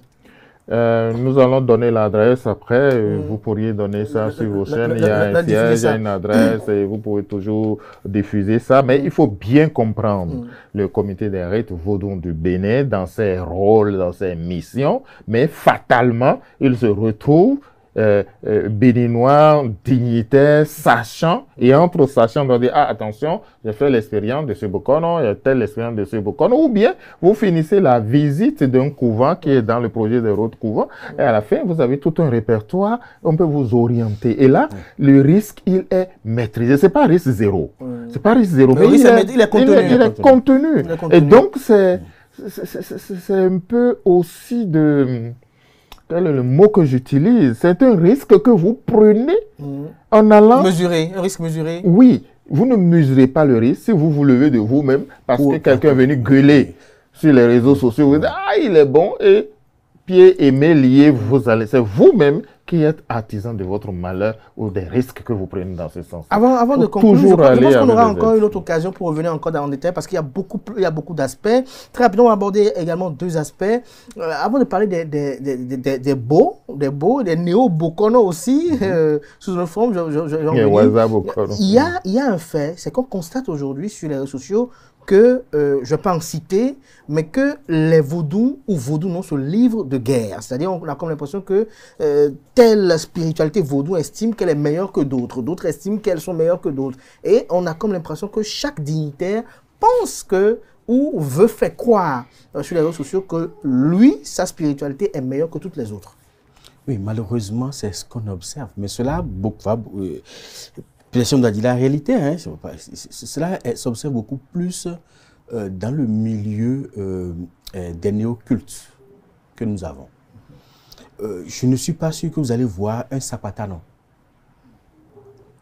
véritablement consacré, venir sur les réseaux sociaux et dire que son sapata là, c'est le meilleur de tous les vaudous du Bénin. Et que son sapata est le Dieu suprême sur terre, et que quand tu viens là, même le cadavre là de 10 ans, il peut ressusciter. Tu ne verras jamais ça. Tu ne verras jamais les vaudous à Idjé là venir faire ça. Idjé, c'est quoi pour ceux qui... Vaudou Idjé, c'est la décade divine. Les vaudous originels, voilà. C'est souvent les esprits divinisés importés. Ce sont ces dignitaires-là qui s'adonnent à ces pratiques-là, à ces jeux-là, à ces propos. Et pour défendre leur culte, ils sont prêts à tout sur les réseaux sociaux pour défendre le culte. Et pour eux, ça là ou rien. Parce que autour de cette divinité-là, on a mis en place la pyramide de Ponzi, toutes ces divinités-là, de sorte que plus vous avez d'adeptes, plus vous avez de gens à qui donner cette divinité, plus vous avez de rentes, et ainsi de suite. Et cela remonte jusqu'au sommet. Donc, il y a de quoi défendre la situation. Mais est-ce que cela suffit pour ne pas dire la vérité de ce que nous pratiquons, de ce que nous invoquons? Et je pense que c'est un problème d'éthique qui se pose véritablement, où un esprit divinisé se dit, on dit au nom d'un esprit divinisé. Parfois on dit même que c'est Dieu. Le vaudou, là, on dit que c'est Dieu. C'est-à-dire que l'homme est capable de fabriquer Dieu. Donc, Yamouzoui, sur ce même point. Je reviens toujours à la base. Oui, ces gens qui le disent, comment sont-ils devenus dignitaires? Comment sont-ils devenus vaudou? Sont-ils vraiment de vaudou? Ou bien, comme le disait tout à l'heure, du jour au lendemain, ils ont échoué partout, ils sont au chômage, et puis ils sont allés chercher une perle de 125 francs dans le premier marché qui s'offre à eux. C'est pas comme ça se passe. Ben oui, il y a quand même... Non, c'est comme ça. Ça se passe comme ça. Ceux qui disent ça, c'est comme ça s'est passé pour eux. Ça se passe comme ça. C'est comme ça. Après, il y en a qui ont besoin de paraître. D'accord? Et pour paraître, ils ont besoin de faire du buzz. Le vaudou n'est pas dans le buzz. Donc, ça s'ajoute à ceux qui ne sont pas véritablement des vaudous-ci, mais ceux qui n'ont pas fait le processus, le cheminement qu'il faut, qui n'ont pas fini, qui ont peut-être commencé ou qui n'ont jamais commencé. C'est ces gens-là qui se donnent à ce genre de choses. Et ça va faire un beau matin. Et le matin, là, n'est plus loin parce que de plus en plus, un certain respect arrive. De plus en plus, une certaine réorganisation arrive. Donc, les mauvais grains vont s'éjecter d'eux-mêmes aussi facilement. Et parlant de mauvais grains également, avant de conclure, il nous reste quelques petites minutes à égrener. David Kofi Azar, on constate également, tout à l'heure, le professeur Dodi Yamouzoui l'a dit, qu'il y en a, lorsqu'ils ont échoué dans d'autres domaines, viennent prendre le monde des cultes endogènes comme un terreau fertile pour leurs affaires, c'est-à-dire parce qu'ils veulent faire des affaires sur le dos des problèmes des gens. Et donc on constate parfois des gens ayant un petit capital, qui ont déjà un peu d'argent, venir acheter des baux chez parfois des dignitaires, des bokonos, et parfois dire qu'ils vendent cela, et on a comme l'impression parfois, et c'est le ressenti que beaucoup de gens ont, qu'avec l'argent, on a accès à tout dans le vaudou. Non, avec l'argent, on n'a pas accès à tout. On a accès à certaines choses. Je ne suis pas sûr que, même avec l'argent, tu sois capable de convaincre un véritable vaudou, non, un dignitaire de te donner certaines choses qui ne sont pas à ton niveau. Il ne va pas te donner. Il va te tourner en rond, il ne va pas donner. Parce que pour avoir accès à un certain nombre de positions, je veux dire, au niveau de la hiérarchie du vaudou, et avoir accès également à certaines forces occultes à manipuler, il te faut une certaine maturité spirituelle. Il te faut une certaine maturité, un sens élevé de discernement. Parce qu'aujourd'hui, on remet tout à n'importe qui. Et dans un passé très récent, nous avons observé ce phénomène-là où même des enfants de 18 ans, on leur remet des Kenessi. Alors que si, par exemple, il était né dans une famille de Kenessi Krounon, et il a grandi avec la divinité, même à 15 ans, il peut prendre la tête de la divinité parce qu'il est né dedans. Il sait de quoi il s'agit. Des gens qui n'ont jamais été initiés, qui ne connaissent le vaudou de nulle part. Et parce qu'on veut utiliser cette force-là pour anarquer, à 19 ans, on lui transmet un Kenessi. À 19 ans, celui qui n'a jamais connu le vaudou, celui qui n'a jamais connu le Kenessi, qu'est-ce qu'il peut faire avec un Kenessi de bien et de bon? Et en retour, est-ce qu'il est capable de respecter les interdits de cette divinité-là, qui est une divinité redoutable? Et au bout du rouleau, à 21 ans, il a perdu la vie. À 24 ans, il a perdu la vie. Parce qu'ils n'ont pas été suffisamment préparés. Quelqu'un qui doit s'approcher de Kenessi, c'est quelqu'un qui est déjà né dedans. Son père, sa mère étaient déjà dedans. Il en sait suffisamment. Ou alors, il prend le temps de fréquenter un vaudounon et il fait preuve de sincérité, d'humilité, d'honnêteté. Et on est convaincu de sa dévotion. On peut commencer par lui transmettre certaines choses progressivement. Mais du jour au lendemain, la voix, c'est la même tactique que dans tous les milieux. Beaucoup aujourd'hui estiment que tant qu'ils ont l'argent, ils peuvent avoir toutes les divinités dans leur maison, peuvent devenir n'importe quel vaudounon. Même d'autres, même des vaudounos se font, par exemple, appeler rois. Parce qu'ils estiment qu'ils ont tous les vaudounos, ils sont rois. Ça, c'est une hérésie également. Ah oui, ce qui se passe dans le monde du vaudou, je ne veux pas jeter ça par devers bord. Partout où il y a des humains ou qu'il y a quelques interstices qu'on peut investir, instrumentaliser et exploiter, ça se passe. D'accord? Ici, ce que vient de dire Reda, c'est dans les meilleures conditions de pression et de température. Si entre-temps, on n'est pas allé amasser quelques principes, quelques pouvoirs, les mettre ensemble et dire que c'est le Kenési.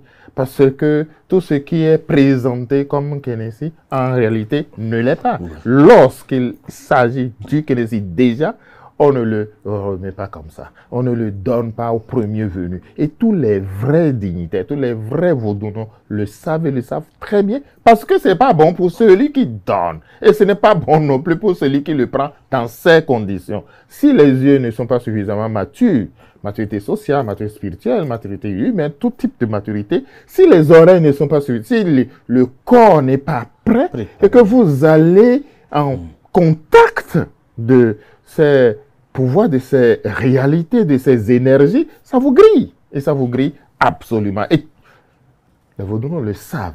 Ils ne s'amusent pas avec, ni pour eux, ni pour l'autre. Dans ces conditions, ceux qui le font, c'est à la limite des arrivistes, c'est à la limite de faux, entre guillemets, et ils doivent se ressaisir. Parce que pour leur propre vie, ce n'est pas bon. Pour leur propre vie, ce n'est pas bon. Alors pour conclure, on va peut-être y revenir encore, parce que les Voodoo Days approchent. Il y a beaucoup de personnes, notamment des Blancs, je ne voulais pas les nommer, il y a beaucoup de Blancs qui seront à Cotonou, à Ouida, à Porto Novo, dans le Bénin, et il faut quand même éveiller les consciences pour ne pas que les gens se fassent anarquer et pour ne pas que ces anarques-là souillent les efforts que tout à l'heure Doji Amouzovi a salué tout à l'heure du gouvernement dans la volonté de faire du vaudou, du tourisme religieux. Alors, David Kofi Aza, pour conclure, vos espérances. Bon, ce qui est sûr, l'avenir, les perspectives sont bonnes. C'est clair, les perspectives sont bonnes.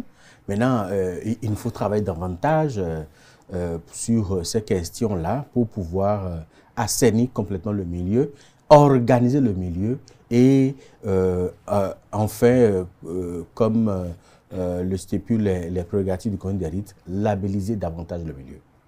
Que ce soit bien. Pour que ce soit bien. Doji Amouzovi. Mes espérances, oui, à la suite de ce qui vient d'être dit, mes espérances, j'espère bien que tous ceux qui viennent au Bénin pour cette grande messe de Voodoo Days, ils viennent, ils repartiront avec le respect dû au vaudou. Donc, ils ne se croient pas en terrain conquis, que nous-mêmes, nous ne offrons pas ces facilités ou nous ne leur offrons pas cette manière de croire qu'ils peuvent tout et ce contraire dans le vaudou par le passé. Je veux bien espérer ça. Mais pour que ce soit comme ça, ça dépend de nous qui portons le vaudou, nous qui sommes dignitaires du vaudou, qui sommes dans le vaudou. Ça dépend des vaudous aussi, ça dépend des vaudous. Et ça dépend aussi de chaque béninois, ce qu'il dit du vaudou. J'ai bon espoir. Les perspectives sont plus que bonnes. J'ai bon espoir. Paris n'est pas fait en un jour. Nous venons de nous réveiller à cette réalité et de savoir qu'elle peut révéler autrement nous-mêmes, notre pays et tout ce que nous avons de riche. Donc, dans quelques années, nous nous mettrons définitivement sur orbite avec tout le respect dû à cette réalité-là. Merci à vous, Doji Amouzovi, pour ces belles opinions. Merci également à David Kofi Aza pour ses commentaires assez enrichissants. Je rappelle que David Kofi Aza est prêtre de FA, président du CONACEB, le Conseil national des cultes endogènes.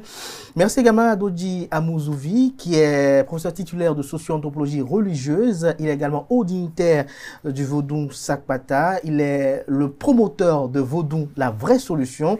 Merci pour ce moment d'échange, chers amis internautes. À présent, on passe au zapping de la semaine et juste après, on va écouter nos amis de la diaspora qui également vont livrer leurs opinions sur comment ils perçoivent un peu ou comment ils analysent, j'allais dire, l'animation des réseaux sociaux par les dignitaires vaudous. Et voilà, chers amis internautes, c'est tout pour Free Week de ce samedi. Merci pour l'attention. On se donne rendez-vous samedi prochain pour le numéro d'émission. Jusque-là, belle suite de programmes sur ESAE TV.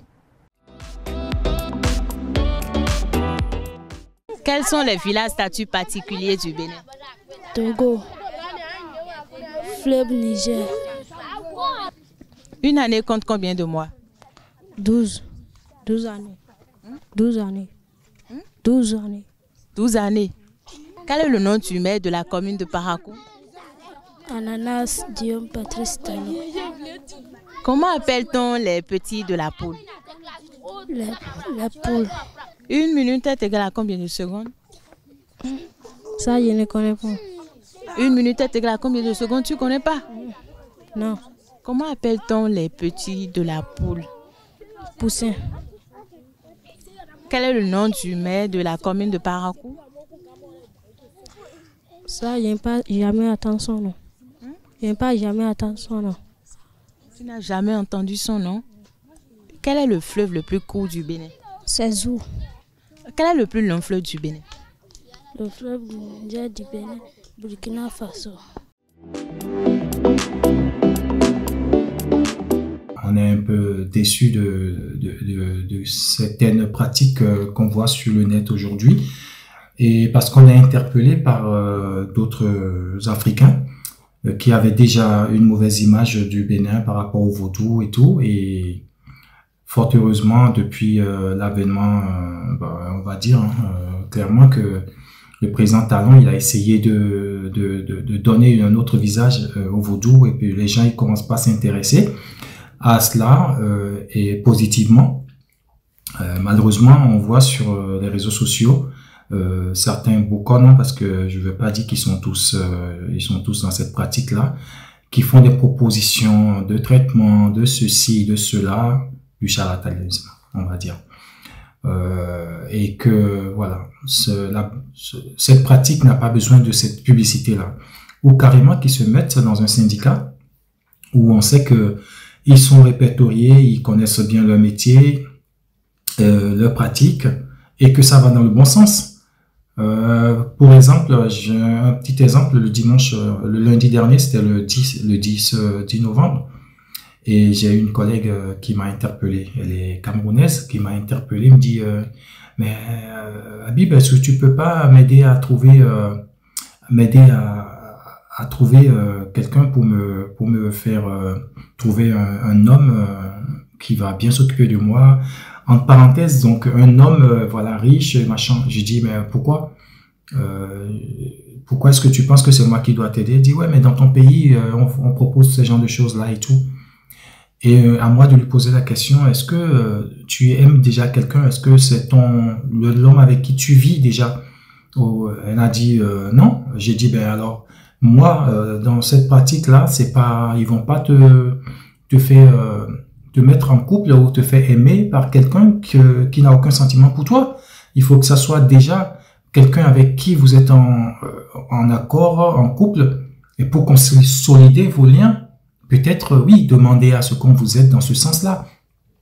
Consolider vos liens pour que aucun intrus ne vienne détruire votre couple. Dans ce sens, oui. Mais un beau canon digne de ce nom, qui connaît son travail, il ne va pas mettre en couple deux personnes qui n'ont rien à voir. Et donc, sur les réseaux sociaux, c'est ce que les gens ils entendent. Ils entendent, c'est ce qu'ils entendent. Donc, il y a besoin de réglementer ce milieu-là. Vous avez remarqué sans doute que depuis quelques années maintenant, il y a cette vulgarisation de la pensée vaudon, de l'identité vaudon, de la tradition vaudon et IFA, qui prend de l'ampleur de plus en plus sur les réseaux sociaux, Facebook, TikTok, etc., etc. Et même les prêtres du IFA se sont mis. Des Vonogans, des Vaudonans, nous voyons vraiment tout le monde embrasser cette communication-là, et c'est très bien. Les doyens, des gens tels que Kofi Aza, les doyens comme Avi Madjeno, qui font un travail incroyable, qu'il faut saluer et qu'il faut encourager. Cependant, il y a un petit problème. Le petit problème qu'il y a, c'est qu'il y a des gens qui s'incrustent et qui trouvent que c'est un marché pour pouvoir anarquer les gens à travers les Ocholais, les Gbewa, les petits beaux, les petits savoirs. Non! Il faut savoir aujourd'hui qu'on peut s'intéresser au vaudon sans s'embarquer dans un certain nombre de choses. Les beaux sont du domaine du secret. Il faut une certaine initiation pour avoir accès à ce savoir. Pourquoi? Parce que ce qui peut marcher pour telle personne ne marche pas forcément pour l'autre personne. La plante que vous allez prendre aujourd'hui, ça va fonctionner pour vous, ça ne fonctionnera pas pour l'autre. Et c'est pour ça que les anciens, ils ont codifié tout cet ensemble de savoir. Et donc, savoir que, ah, toi, tu es telle personne, tu es de tel élément, ou tu as tel signe de fadou, donc on doit te confectionner ce qui va avec. C'est un savoir. Et il y a des gens qui l'étudient pendant longtemps. Il y a des gens qui restent dans des couvents pendant longtemps pour pouvoir acquérir ce savoir. Donc vous vous dites bien que ce n'est pas quelque chose qu'on peut venir sur TikTok comme ça et partager. Mais quand on voit les gens le faire aujourd'hui, on se pose des questions, on dit, ce truc-là qu'ils font, est-ce que c'est bien? Est-ce que ça a été étudié profondément pour comprendre? Est-ce que ça a des effets secondaires? Ça veut dire que cette campagne qu'on est en train de faire, c'est très bien. Mais comme le FA nous enseigne tous les jours, les choses sont toujours de le Meiji, n'est-ce pas? Et donc, il n'existe pas de bien absolu. Il n'existe pas de mal absolu. Mais là où nous voyons le bien absolu, du coup, cette campagne que nous voyons autour du vaudou, il faut qu'on regarde de l'autre côté pour voir, est-ce qu'il n'y a pas des choses qui s'incrustent? Est-ce qu'il n'y a pas des choses qu'il faut peut-être revoir, qu'il faut encadrer pour que cette promotion de cette tradition que nous faisons, que ce travail-là qu'on fait, justement que le travail porte véritablement ses fruits. Ça veut dire que ça doit passer à travers la vulgarisation de la pensée philosophique cachée derrière chaque divinité, les principes symboliques cachés derrière chaque divinité. C'est ça le véritable travail à faire. Les gens qui vous promettent des portefeuilles magiques, quand vous les regardez eux-mêmes, bizarrement, ils sont pas super riches. Donc, il y a de quoi nous poser des questions. Le vaudou, c'est notre identité. Mais au nom de cette identité, on n'a pas le droit de s'anarquer entre nous. Ça n'a aucun sens. Vraiment aucun sens. Et donc, j'en appelle à la vigilance de chaque personne. Posez-vous toujours la question. Le vaudou, la façon dont les anciens l'ont fait, on l'a vu. On se pose la question, on dit, mais en fait, ces anciens-là, ils pratiquent le vaudou, et puis ils vivent très bien. Mais pourquoi? Et généralement, c'est des gens, vous voyez, qui ne font pas dire « Ah, j'ai telle puissance, j'ai fait ceci, j'ai fait ceci. » Parce que le vaudou, ce qui est de l'ordre de l'initiation, ce qui est de l'ordre du beau, ça relève du secret. C'est du domaine secret. Et donc, pour ça, j'en appelle à votre vigilance. Soyez vigilants et faites attention à vous. Donc, je pense qu'il faudra trouver le moyen de réglementer cela, de régulariser cela. C'est vrai que nous sommes à l'aide du temps, hein. Nous sommes à l'aide des réseaux sociaux, donc tout est en ligne aujourd'hui. Mais il faut quand même savoir comment se comporter avec cela. On ne peut pas vendre le vaudou. Le vaudou, c'est pas à vendre. Le vaudou, c'est le divin, on ne vend pas le divin. Donc, il faudra réglementer cela, pas des lois, hein, pour l'imposer, non. Mais le collège des hauts dignitaires doit quand même pouvoir avoir des règles internes qui interdisent la vente des astuces, des vaudous et du beau en ligne. On peut donner des astuces en ligne toujours pour entretenir le mystère qu'est le vaudou. Mais on ne peut pas commencer par dire qu'on vend le vaudou. Non, ça ne se fait pas. En le faisant, on désacralise la chose. Donc, je pense vraiment que il faudra trouver le mécanisme nécessaire pour régulariser cela, afin d'empêcher ceux qui s'adonnent à de tels comportements de le faire, quoi. Donc, je pense que c'est pas bien. C'est quelque chose qu'on doit condamner tous en tant que Béninois, déjà. Et il faudra vraiment que les hauts dignitaires de nos cultes endogènes puissent se saisir de ce dossier et prennent leur responsabilité, quoi. Mais je pense qu'on peut faire mieux. On peut faire mieux pour la simple raison que, avant d'en arriver là, nous avons laissé le terrain, le champ libre à toutes sortes de spéculations à cause justement de ces genres de personnes, de ces genres d'individus mal intentionnés qui se retrouvent aujourd'hui sur les réseaux sociaux à se faire passer même pour des responsables de cultes endogènes dont ils n'ont aucune connaissance des rites en question. Voyez-vous, il y a toutes sortes de propositions, il y a toutes sortes de services aujourd'hui que ces gens vous proposent alors qu'en réalité ils n'y connaissent rien du tout. Et c'est justement ça qui explique la crise de confiance qui s'est créée par la suite entre les étrangers et nous, justement.